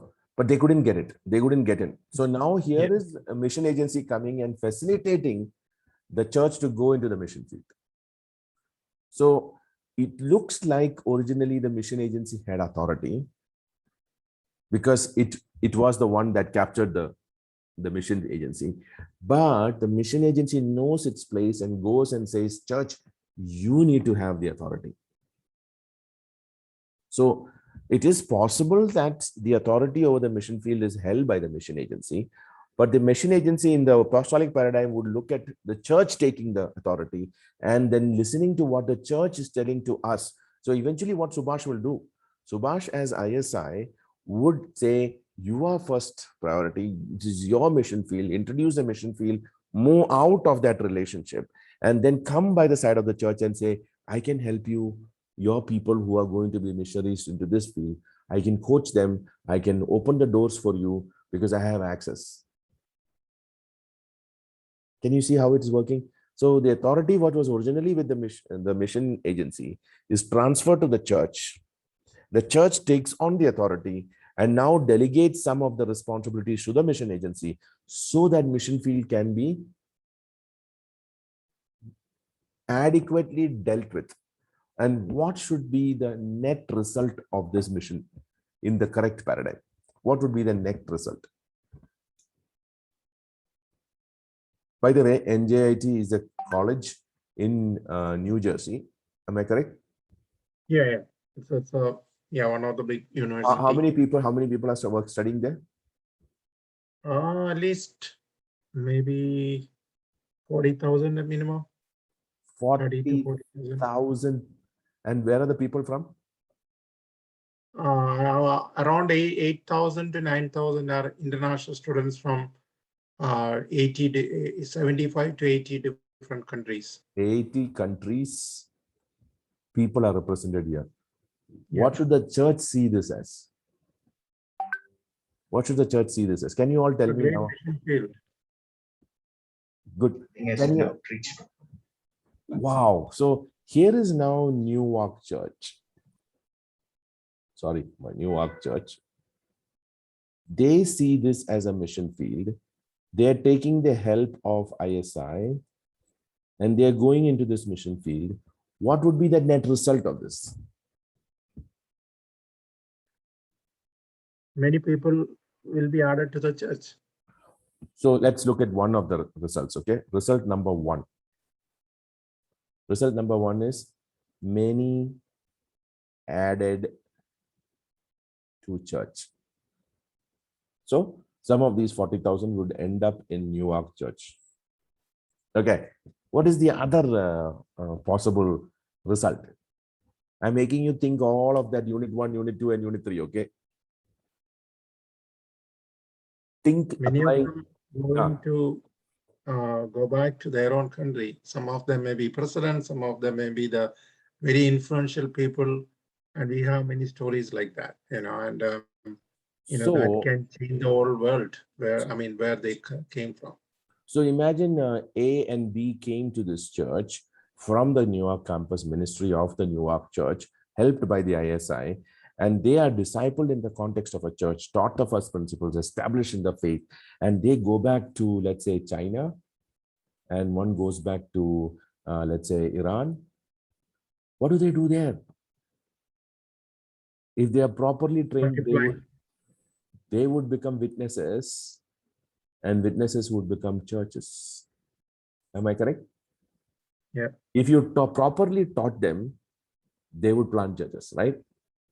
And they would be planting churches in some of the most difficult parts in the world, because Newark, the church, thought it their responsibility to take this mission field and preach the gospel to them. I'm going to now ask you, still there is something that can happen, even better.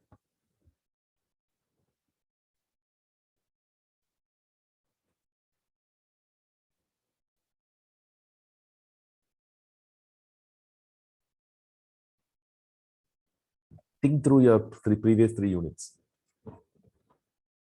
What a fantastic case study, yeah, Subhash, thanks. Come on, let's put our heads together. Look at all what we learned and what are the other outcomes of Newark taking its authority as the primary mission sending agency and the rightful place the church should take as Antioch took. It need not be other countries. Within the country itself, the church can expand. Like people. Yeah, that's what I was about to say. But different churches will be planted. Where? In local communities. Newark itself. I mean, in the wherever they go. So imagine Imagine there are a lot of about 1,000 Chinese children are here. And Newark felt that they can't minister to them completely because of their cultural barriers. So there would have been one or two Chinese believers here who would become now ministering to these 1,000 children, of which many would get saved and form a small Chinese Newark church within the campus. And what would this Chinese Newark church would do? It is a church planted by the Newark church, ministering to the Chinese students who are continuing to come year on year. The church will start to take care of it. This is a mother church. This is a daughter church. Now there is a lot of Korean children coming.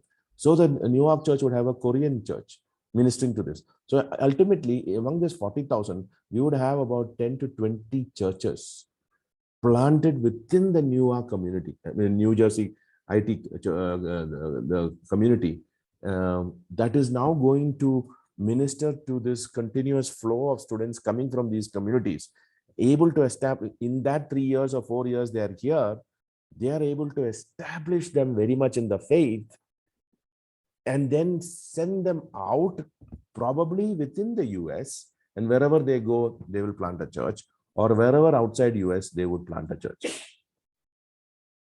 In other words, all of these people will be trained to become missionaries. And this is only possible in a church paradigm. Ultimately, so if my possibility number 2, churches planted community-wise within the campus or within the city or within the state or within the country or abroad. Can you see the possibility I am seeing? Because I am seeing through the new paradigm.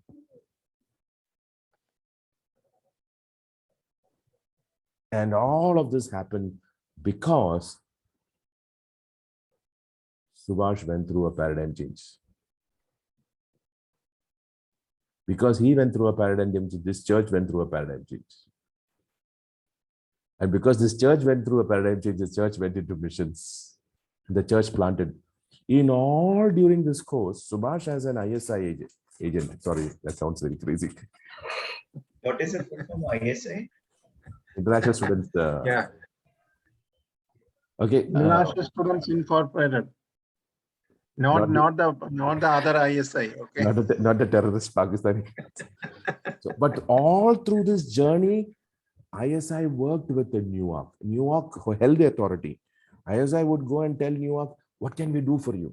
The Newark church would say, hey, we got this community of people that one of our lead pastors in the campus got an access to an, let's say, a Mongolian student.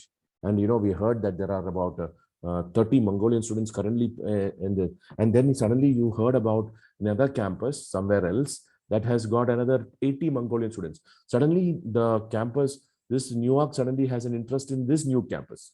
And they start to minister. This pastor goes from here and starts to minister here also. And this together, they plant a community outside for Mongolian churches, Newark Mongolian community. And maybe they didn't know how to minister to a Mongolian student. Their pastors were trained, the missionary pastors were trained by the ISI team to think about Mongolian. This is their culture. This is their. So when ISI goes and asks the pastor of the Newark main mother church and says, hey, how can we help you? Hey, Subhash, we got this breakthrough into one student who has now just believed in Jesus. He's from Mongolian background. We have no idea how to deal with them. Somehow this guy came through. Would you be able to help us with this? So they have team members who have got experience with Mongolian students, comes in and does a review and a study and this thing, goes along with the pastor who is the missionary pastor in the campus of the Newark church, ministers along with him, supports him, and helps form a community. But the authority remains where? With the Newark church. And how does a parachurch work? In fulfilling the mission of the church. What is the fulfilling the mission of the church? Go to all the world, preach the good news. Those who believe, bring them into community, teach them all that Jesus taught, that they will obey. And if they obey, they will also do missions in the same paradigm, in this new, recovered paradigm. Subhash, can you see and agree with me what this is would be the ideal way to things happen? Yeah. So there is a willingness part involved with the missionary societies also, right, to work like this. Yeah. So they have to go through paradigm shifts.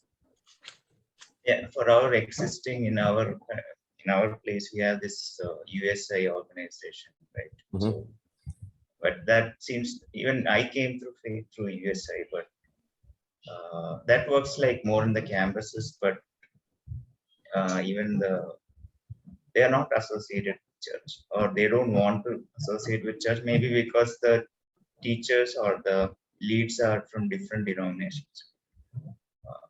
So probably they also won't be willing to get into this model also. So Absolutely. Absolutely. UESI was basically campus mission agency, actually. Where they developed people to reach out to campuses and develop leadership within their campuses and have meetings in their own. Technically, they were doing church planting. They didn't call it that. Okay. And many of them are from maybe nominal background, but they're missional in their things. I'm not saying that they're not, never knew salvation in this. But you know what? These children would not have the church paradigm. They would come into this fellowship paradigm. Many of them, many of our church leaders today, and many of them are from UESA background. They also, the thing is, it's not that we cannot judge them because they didn't have the paradigm. What we need to do is help them to shift to the new paradigm. If they don't want to, yeah, we can't do anything about it, but we will not judge them. We will not, because they may not have access to what we are having, or we are not able to see how we are seeing. But we gently work with them to say that, hey, you're doing a fantastic work, but I think it is the church, may not be our church, maybe some other church that needs to be, taking over this and helping you to see that these children are also set in the context of a community, that they are able to be taught the apostles' teachings in a way that will help them to tomorrow mature and they establish them in churches or establish new churches. I had a young woman who was part of the HSR church. I don't know if any of you remember. I mean, at least Josh may have. She was finished her studies and she was telling her last testimony and she was going to a place. And we had prior conversations with her about where she's going to. And as a pastor, it was my responsibility to find a church for her, because we didn't have a New Life church there. So in her testimony, she said, I enjoyed, being here, and I've seen how this church has grown and multiplied and things like that. And tomorrow I'm going to a place. I don't think there is a proper church. So I will try my best to find a church that worships and things like our church here. Then I said, what if you don't? I mean, sitting in the congregation, I said, sister, what if you don't? Then she said a very simple answer, Pastor, then I will plant one. Can you see that thinking? Her thinking is, if I couldn't find a church that had similar values and teachings as this church, then I will plant one. A young woman, not yet even married, she is willing to plant a church. We have a lady in Canada right now, one of our sisters who were worshiping with us for a couple of years. Now she's in Canada. She was there in Electronic City. Now she moved to HSR. Now she's in Canada. And Josh would know, of course. There was this girl called Anu, a little tall one. And now she went to study in Canada and she finished her course. She got a job. She's in Toronto. And she attends New York with Subhash and us. And in my casual conversation with her, I said, are you attending any church there? She said, yeah, I'm attending. And I could see that she was not very happy. Then I said, Anu, what do you think about, we working together? I will support you. The New York team will support you. Can we plant a church in Toronto? And she was excited. Yes, we can do it. But Pastor, if you help me, we'll do it. So can you see the way that when we groom our church people in the new paradigm or in the original apostolic paradigm, they don't think about, church as a place where I should go and get. They think about church as a place where I can go and give. That's an amazing change. I'm just telling you of paradigm changes that happen. Okay, I'll take this last question and we will close for today. Is it possible to defend the existence of an organization outside a local church? Good question, isn't it? Is it possible to defend the existence of an organization outside of a local church? If yes, explain how organization outside the local church could honor the patterns and models found in Acts. If no, explain why. Now he's hitting it on the head of the nail. Okay. Is it possible to defend the existence of an organization outside of a local church? Just answer that first.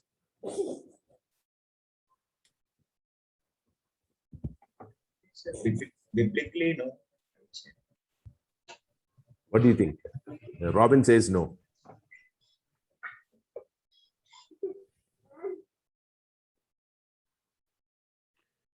I mean, it's a very difficult question. It depends on the church's visions and also the administration, the people in the leadership, all matters, how they envision, the mission and all. Of course, it's all supposed to be in the church. But for example, when I go to these, even these, all these churches, many of them say that, yeah, I wanted to do, but I don't know how to.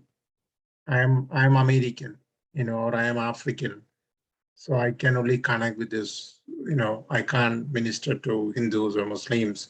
So for example, I don't know, I have to do my virtual background to real. So see, this is all like many people work hard. So somebody who want to interact Muslims, there's so much research done and study done, something which of course churches can do it, and understanding Islam and how to interact with Muslims. And same, regarding, Hinduism.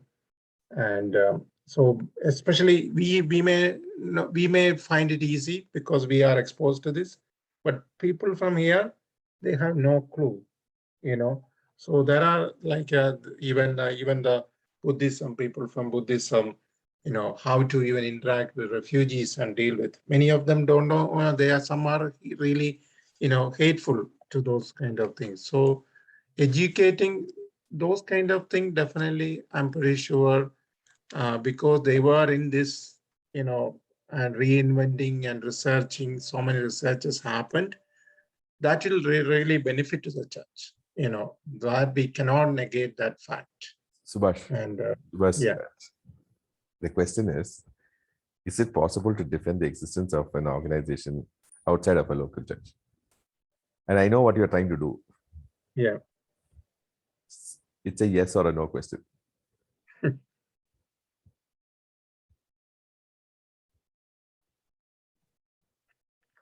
Answer is no. Answer is no.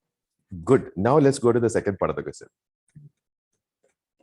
If yes, explain how the organization outside of the local church could honor the patterns and models found in the Acts. If no, explain why. Yeah, this is the best example. So go and help the church, local church, educate, equip them to how to minister to these various, because they don't know. Culturally, they are, the problem here is even the news here. I always watch only BBC news. The American news is completely only the local news. They don't even know what is going around the world. Whereas in India, I'm pretty sure you are hearing from all over the world. Even the news, everything is that much very well individualized, so much, things are there. So same thing with the people also. They have a good heart, many of them, but they are scared, So in that case, definitely these kind of things can definitely energize them, equip them, and bring them out of that, their uncomfortability, and make them more comfortable. That will definitely do some level of. So Subhash's answer to the first part of the question is no. There is no space for any organization outside the local church. Okay. Then the question is, if no, explain why. Anybody wants to, Subhash, you want to go at this saying, why do you say that there is no space for any other organization outside of a local church with regard to the ministry of the gospel? Because ultimately they have to be disciple in a local church and experience and grow. Otherwise, no matter how much we do, it may stay only in that generation, and next generation it is not going to survive. And that's what happened in Europe and many other places, right? So it is critical to disciple and be part of the local community. So you answered it in a backdoor way. Hmm. There is another way to answer that question. It's correct. What you said is correct, but it's on the back side of the story. The front side of it would be, I think delegated authority, Great Commission. That way. yes, that is coming correct, but you would have to approach it from Acts 13. You can say about Great Commission that Jesus commissioned the church. One, because Jesus did not commission any other organization. One. Second is the models in Acts has always, we see missions arising out of church. So there is no organization other than outside church. Now, if you are saying yes, what would be the, I'm saying yes, okay? I'm saying yes. So how would I answer this question now as saying yes? Here is how I would answer yes, say yes. Yes, I would say yes and no. There is no organization that is to engage in missions other than the church, but the church can produce material, or the church can facilitate production of material by third-party agencies that it can use. And therefore, the church would delegate some authority to some other organization that would aid and support the whole vision and mission of the church. So can there exist other organizations? Yes, there can exist organizations, because this organization can help New Life, can help New Walk, and can help some other church, because they're an independent organization coming by the side of the churches under the authority of the local churches to fulfill the mission of the churches. So if there is a yes to this answer, the yes is, and probably this entity came out of one of the churches, because now no other church is going to come to another church and ask for help. So the church said, for example, the HBT church, HBK church or something like that, I'm not sure, the Brompton church in UK, where I think one of the senior pastors, I think Tim Keller or one of them is ministering. And Nicky Gumbel is ministering. In that church, they found out that one of the needs of the church people is to establish them in marriages, establish them in parenting. So their church produced excellent material and videos and everything. They packaged it. They used it in their church. They saw it fruitful, and then they gave it to the world. So they created an organization called Alpha, and through that Alpha, they dispensed this material to the rest of the world. So churches are coming and picking up this material from Alpha, but they came out of a church. They came out of a church because they know that other churches will not come to Brompton and take it. So they kept it a third party. They supported this thing, but they are under the control of a church. They are under the administration of a church, and they are supporting churches to meet their vision and mission of reaching the world. Are you able to see how I am saying, if yes, how it can be?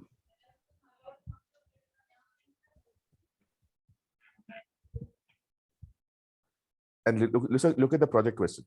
Write a 1 or 2 page argument on the authority local church possess in commending ministers of the gospel for ministry within and beyond the local church. Write a 1 to 2 page argument on the authority the local churches possess in commending ministers of the gospel for ministry within and beyond the local church. In addition, explain how an organization outside of an individual local church is possible and possibly even necessary for the expansion of the gospel. But we just spoke all of it. We have Subhash's story right in front of us. And Subhash is undergoing paradigm transformation. That transformation is influencing the churches, and the churches are willing to move into this thing. And we saw the net result of the church moving in the apostolic paradigm. I think we answered all the questions.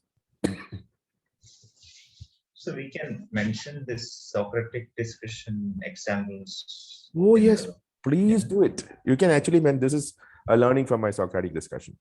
We have a brother Subhash who is in New York doing this. Give a context of this thing. You can personally contact him for more detail. And this is what happened to him as he studied the course and how he is now looking at the whole ministry. This is how he would have looked at in the past. This is how he would have looked at in the future. This is what would have been the potential fulfillment of what the apostolic paradigm would be. Now, this is what would possibly can happen in NJIT. Isn't that a fantastic presentation? You would get green ticks easily, huh? And when you are doing this, you can support it from the authors. This is similar to what this author said. You can put some of those resource interaction also, or even scriptural interaction. So I have a question. This competency, is there any limit? How many number of pages? No, right? Just can be just no pages. competency has any limitation on pages. But what I have learned is anything more than 15 goes into unnecessary addition of lot of mess. Stick to the competency, fulfill the needs of the competency. But it is only three pages.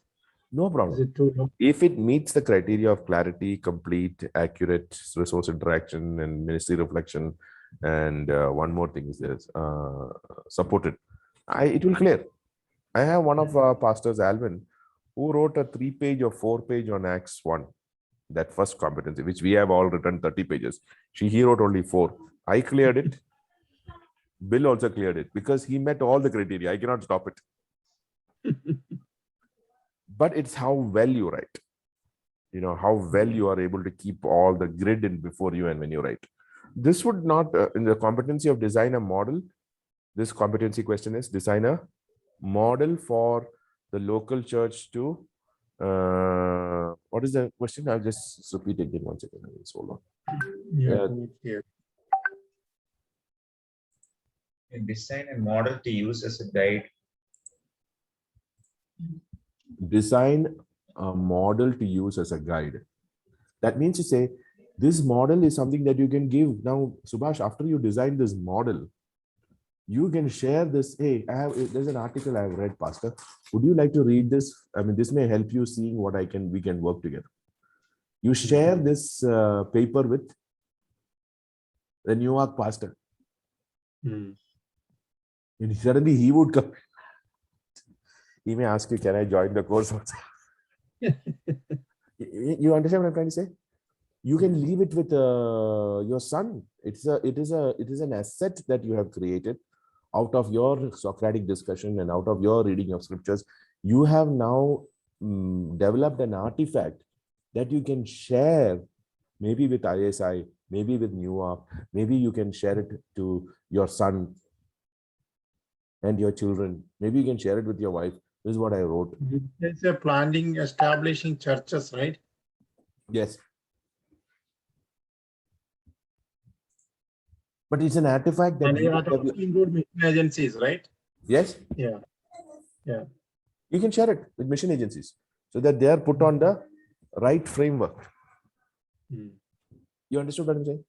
This artifact is not just for you to get green ticks. This artifact is for you to share it with your people around you, with your church people, with your leaders, with the next generation. It's going to be written forever and established. This is what you understood, and this is what you learned. And let me tell you, Subhash, none of us have that unique situation that you have, especially in the context of this unit. And because you are here, our learning today was amazing because we actually saw the effect of paradigm shift, how it would affect the church, how would it affect the mission agency, how would it affect the mission field. I think all will be able to. So it is designing a model. So you are designing a model, and that model is to guide anybody in planting and establishing churches. And you have taken it from the core elements of Paul's strategy used in his missionary journeys. And you have now adding how apostolic teams would come into, or mission agencies would come into, fulfilling that. Okay, so because it's not easy, because the mindset for most of the people here is whenever they support, it's their responsibility, go and do all the work. We just pray for you. We just maybe some financial support, send some volunteers once in a while, and you do the rest. Of course, they all are working and all. That I understand. That paradigm shift has to happen within the congregation and the members. Then only it will be effective. So that's a hurdle. So Because that's I where will you agree. share your artifact with them. Yeah. Your passionately written artifact on the role of the church. Yeah. And I how think I may need some help with you. I mean, from you also. To make it, something concrete. very So it can be simple. used not only for us, even others. Yeah, Subhash, you write it, upload it. I will evaluate it, give you comments, make you change it. Okay. Then again you write it, upload it. Again we will Yeah. rework it. It will finally come to a place. You will have an artifact that is amazing. Because it's a matter of deep conviction and huge paradigm change, not just for you. Imagine entire organizations, ISI and Newark and other churches in the region undergoing that paradigm transformation. What would happen to New Jersey if that happened? Can you see how a paradigm transformation in the heart of one man can affect an entire nation?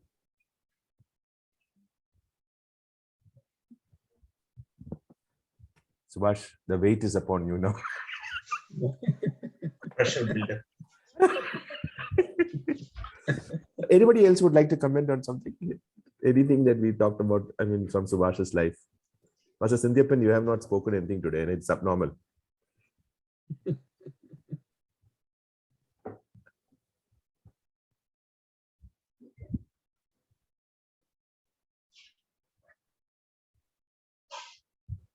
Yes, anybody want to share something? I just feel that in US, these mission agencies are actually an organization, such a big organization that it is already in the mindset of the people, mindset of the churches, that it is not our responsibility, mission agency's responsibility. See, that is actually something that is very, very hard to remove now. Pastor, Yeah. you just said it, the old paradigm. Yeah. Yeah. You captured the old paradigm. Yeah. So that the mission agency is now ruling the roost there. But at least in New Life, that system has not come in at all. There is no mission agency. We are the people who need to go and plant churches. There is nobody who's going to help us to plant churches. We ourselves have to do the hard work. So Pastor Sam that way did not allow any mission agencies to get involved with New Life churches, and we are the people need to be going and doing. So US, it may be, as Subhash brother said, it may be little tough, but then definitely God, if He wants to break an old paradigm, there is nothing that is, maybe all this pandemic and all those things will actually impact in a way, make people break all these paradigm which was actually existing. See, now people don't mind actually having a service on either on a Wednesday or a Monday evening, where people would not even think about having a Sunday service uh, other than Sunday. That was actually, in fact, something that was actually set in the people's mind. So what the government did, it was in Tamil Nadu. What they did was no congregation, no people should congregate on Friday, Saturday, and Sunday, taking care of the Hindus, Muslims, and Christians. So that has made, crisis has made people to change the structure and the form so that they can have it on either a Monday or a Wednesday now.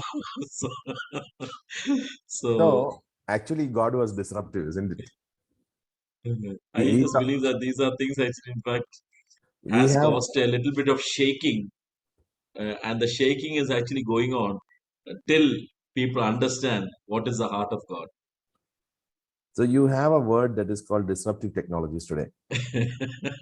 That is a technology that comes in that changes the way the world works. For example, machine learning that gave us artificial intelligence.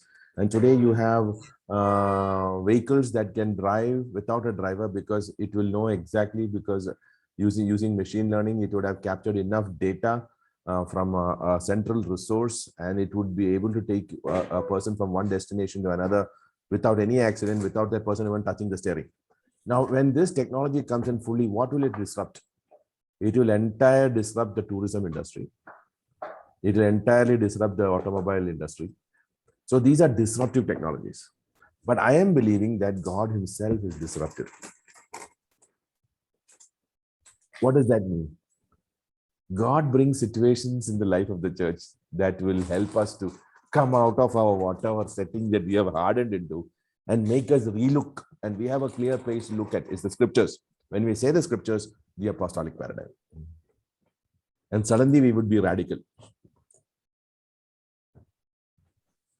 Thank you, Pastor John. That was excellent. Pastor Sindhipan, are you able to contribute today?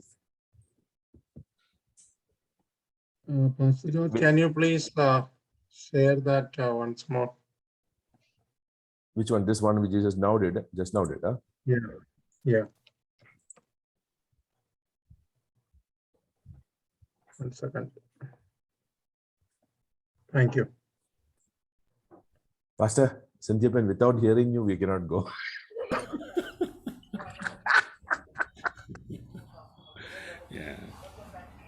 Yeah, I think that's why I think the mission agencies themselves have gone through a huge amount of change. As Pastor John was saying, Pastor Sam has never allowed any mission agencies to come and take control of us in a way. But I think, see, there was a season where mission agencies were everything because there was, the transition that took place, pietist movement from to carry, we see that initially mission agencies was everything. Okay, especially foreign mission agencies, be it in the nominal churches or even Baptist churches and Assembly of God churches. They were all mission oriented. Like the money came from foreign, people came from foreign. So that was the way it was functioning. So even many of the students' movements also, like it could be a Campus Crusade or Youth with a Mission. So all these mission agencies, they were there from abroad. But I think with the planting of the independent churches, especially the charismatic churches, okay, because we don't see even the Baptist churches and other people. Yeah, there may be few who are evangelistic in nature who are trying to establish churches. But over and above, I think the charismatic churches, the independent churches, see, they have nowhere to go. They know that they have to preach the gospel. They themselves preach the gospel and got believers saved. So I think there's been a huge change. Transformation has already taken place. It has taken place, and it is still taking place. So now the mission agencies are in conflict with the local churches. They want the money, they want the people, their time, okay, their time to fulfill their vision. They have their vision. Okay, Pastor, you should write that. You should write that in the competency. Yeah, that's a brilliant point. Yeah. They have their vision. They want to fulfill that, which may not per se be wrong. Okay, but as I said, like if they come alongside the church, the very beautiful illustration of Pastor Subhash. So I think there's a lot of changes taking place. See, I also listened to one article. I was listening. What has happened in this past 100 years? And the main the churches which are evangelistic and mission oriented. So I think some statistics, some 60% of them are in the third world countries or something like that. There's a very good article that I was listening to some time back. Pastor, share it with us in the group so that we can. Yeah, I'll find out where it is. It was a very good article, and previously it was only 20%, but it's a huge change. The huge change has taken place in this past 100 years, and definitely God is shifting. Like you see, many like just look at IPC. Though they have very strict their own legalistic teachings, but then see they felt that they should be planting churches. So they went and started planting churches. They raised up people. They may not be the perfect first century model, but like that, see, many organizations have started. today, like they all feel that churches. I think in this regard, I think the third world countries are doing much better, much better than the Western nations who initially taught the missions. See, in one way, whatever we have learned from the West, probably that has to be unlearned. It has to be unlearned by us, for us to move into the thing. That is exactly what Jeff is also saying. And that is Yeah. what Alvin Toffler just Robin quoted. Yes, that's right. So it's good. I think even I mean I would encourage people also to read that upside down learning, whatever. So, I think Yeah. it's a good thing. I think there was a seminar also. Yeah, Some yeah. people might attend, but the way you put it today, it was very beautifully done. I think we should read this in the upside way.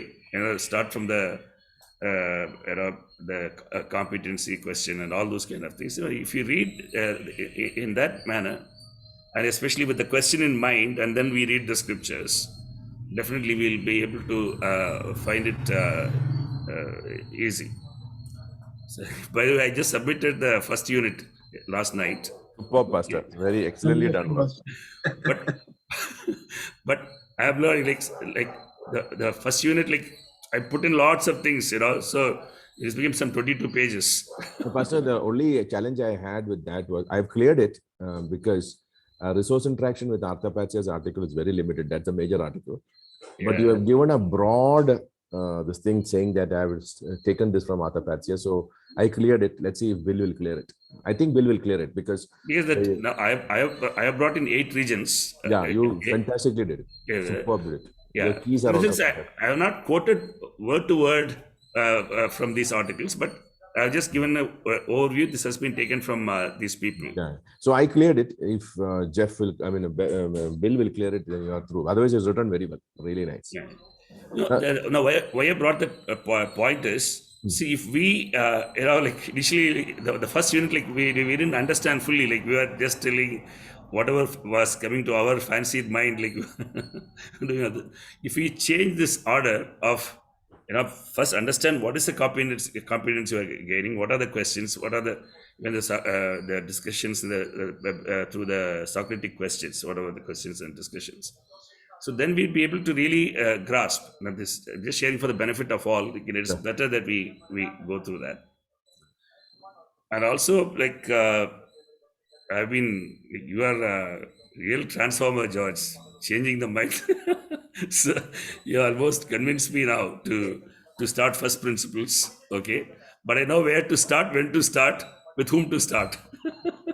So I think the first principles also, the one chart you put and showed. I mean, I've taken the snapshot of that, but maybe if you can put that first principles, that snapshot, that is like how to teach us, you wrote one thing.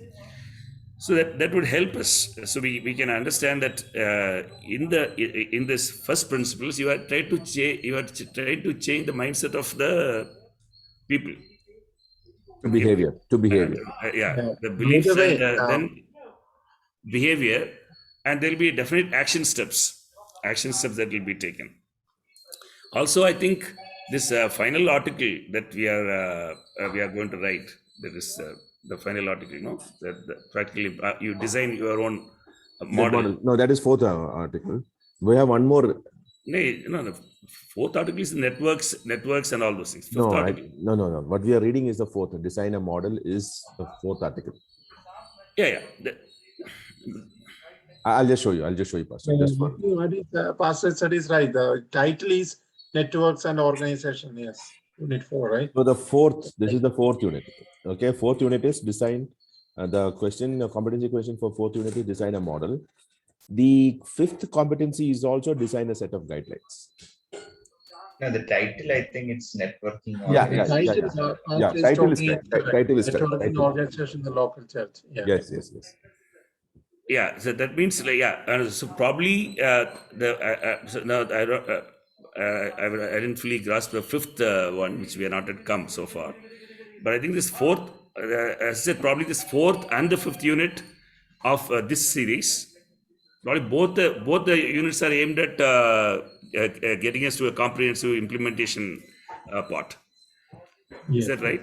It's application. Yeah. Always the last unit is application. Last unit, but in this Yeah. series, both the fourth and the fifth unit are implementation units. Yes, absolutely. Absolutely. So I think if people, the fourth unit, if people really write it and if we really discuss it, we're taking some time to discuss it, that will really help us to implement. Yes. So, Pastor, really what my help us. plan is? My plan is to take it about a month. We will discuss the last two competencies, Yeah. so that others can catch up in their competency writing. More and more people can finish Acts. I will be announcing that in the plan. Yeah, so I think that will do that will be a very great job. So if you really write the fourth unit correctly, okay, the way it is supposed, it is meant to be, okay, you know, see that will really bring a change in all of us who are attending, and it will be as Pastor Joseph is already doing, teaching the Book of Acts, with enrollment or without enrollment, whatever. So there will be a lot of things that we can change in our ministry system of all the New Life Fellowship pastors. So we should take this 5 minutes in whichever way it is. We should probably communicate and recapture our not only the first century paradigm, also recapture Pastor Sam's paradigm. Okay, what he has taught us. I think that is. I think Pastor Sam's paradigm was clearly first century paradigm. Yeah. He stuck to what the Book of Acts told, and he would refer to that. He never went back to Reformation, never went back to any other. Very nice. That's why, the first unit I have mentioned, and the ministry implementation I have written, as a church, many of these things we have followed, but of course we are distracted, and there could be wrong emphasis at different seasons of our ministry. So it would be good for the whole of New Life Fellowship to recapture this paradigm, which was there in the first century, in the Book of Acts, which in fact was propagated. You find in that article, I think Pauline strategy article, they're saying self-governing, self-supported, and self-propagating. So we have written self-governed, self-supported, and spirit-filled, whatever.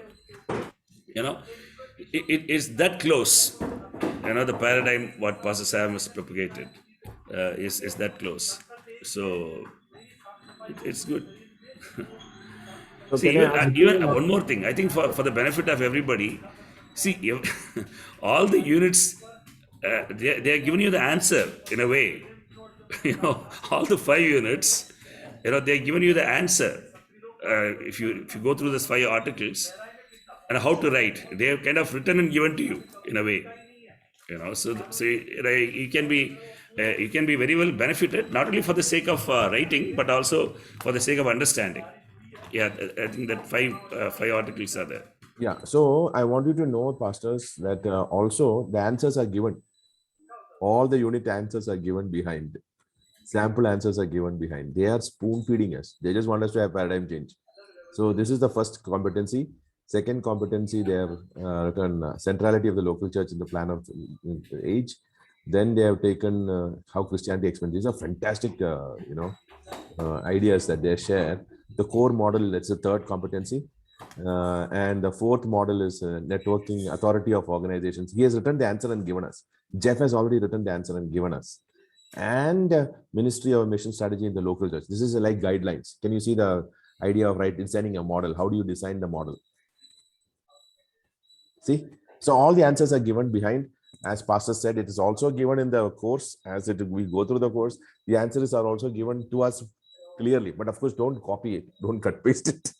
They will just, Bill will burn it and give it back. He'll say you cut pasted it from there. So, but an idea is there for you to work with. Okay, can I ask a question? Now, with the BJP government and all of these things and cutting of funds and all, we look at it as a work of the enemy, right? But I'm slowly seeing that this could be the work of God himself. Why? Pushing the church back to its original paradigm.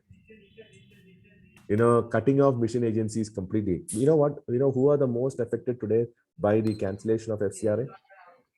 Just yesterday, Harvest India got cancelled. SCRI got suspended. Who do you think is affected by this? The majority of them are mission agencies. What is that? What is God trying to do here? God is saying, I don't want this thing happening. I want the church to take over. I want the church to, why we will never get affected by God's grace? Because all of our churches are self-supported, and those who are not supporting, other churches are supporting it, like in the first century. So I think even this is God's disruptive involvement in the affairs of the church in India. Then he may be using a Cyrus or a Nebuchadnezzar or an Artaxerxes, or when you read the pre-exilic and exilic and post-exilic content in the Old Testament, you see that God is actually telling, I will bring somebody from the north. I will basically, all Nebuchadnezzar and all of these fellows, Darius and all Cyrus and everybody were slaves to God. And God was using them to teach the nation of Israel. So I believe that even what is happening in our country is basically God orchestrated, God led, so that we can come back to the original paradigm. It's a very controversial statement, but here it is. All right.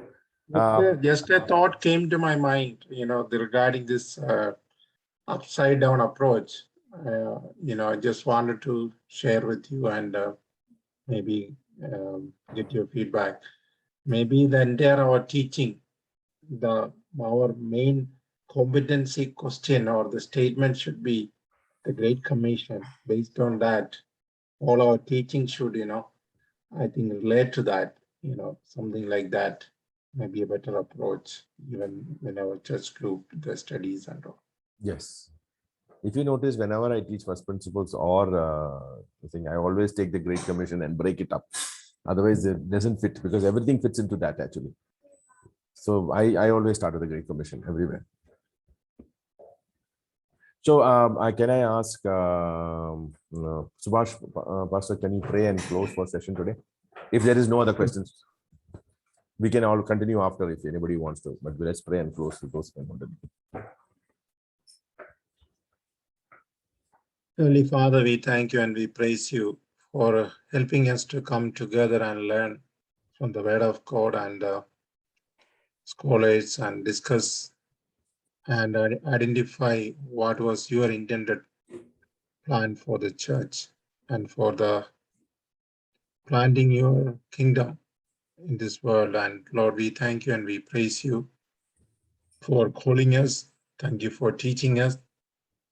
Holy Spirit, may you be the guide and may you be the helper to understand and let our lives be transformed, our churches be transformed, and let our beliefs become behavior and multiply and impact and influence the people around us and within our church community and wherever we are placed into.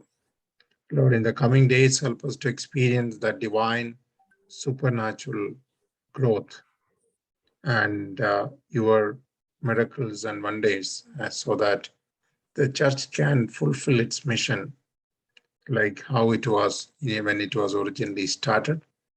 And Lord, I pray that paradigm shift and the change for each and every one of us, and even our churches and the people around us, Father, so that we all can accomplish and fulfill that mission and vision of the church and your vision and your plan.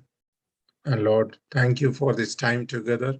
Be with each and everyone and anyone, those who are struggling to write the competencies or understand or reading. Lord, I pray for each and every one of us, Father. Help us. May the Holy Spirit help us and strengthen us and help us to do everything diligently for your glory and for your honor. In Jesus Christ's most precious name we pray and receive. Amen. Amen. Amen. Amen. Amen. But actually, just did the competency yesterday night, today early morning. I finished it. Just wanted you to have a look at it, Pastor. Upload it to the cloud. Upload it to the cloud. Okay. So I'm not sure if it will. If it's proper. It doesn't matter. It doesn't matter. It's not a rejection. It is just development. Upload it to the cloud so that Okay. I can put it against the grid and check it. Okay, Pastor. Have a good day, everyone. Here it's Bye-bye. 12:30, so I have to Yes. leave. Yes. Bye. Yes, thank you, one and all, especially Dr. George, for the efforts to teach. Thank you. Yeah, thanks, Pastor. Yeah, thank you. Bye. Bye. Pastor Vara, I think you need to take help from Pastor Sinjapan and Joshua and finish the competencies. Pastor Vara, are you there? Pastor Lemu has gone off, I think. Already. Yeah, Lemu went off very early. Hmm. Pastor, how to get all of them to work on it? I mean, if you can create a strategy and Well, nothing. Vara comes and meets me twice. Okay, I'll get him to start writing. Pastor Varaprasad, can you go and meet Pastor Sinjapan? Pastor I'm Vara? sure he'll be willing to come also. Yeah. So let him. So Pastor, go with only the exclusive agenda of writing the competency, because Pastor has submitted both the competencies and easily you can help Vara write the competency. yeah, we can discuss with them and help them to grasp what they've been learning. And writing is, see, they can write any number of pages, little number of pages, more Yeah, number of and pages. Pastor, you can write it in Kannada. No, he will not be able to write in Kannada also. Whatever way, whichever language you want, you can write it and there is no problem. Pastor Varaprasad, are you there? Pastor Varaprasad, we can't hear you. Anyway, it's okay. You just take Pastor Sinjapan's help. He is locally available. He has finished both the competencies. Write it in any language you want, no problem. We can't hear you. We can't hear you. We can't hear you. I think your mic is not working.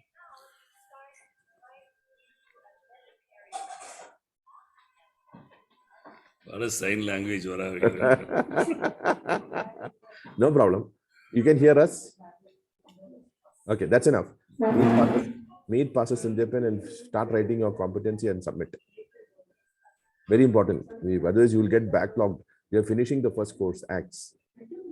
So it will get impossible for you to finish after this. Because once we jump into Pauline, the game changes completely. So if you can meet Pastor Sinjapan, can you take an active role and see that he finishes? Yeah, let him come. I'll meet him. All right. Bye-bye. See you. God bless you all. Bye-bye. Bye. God bless.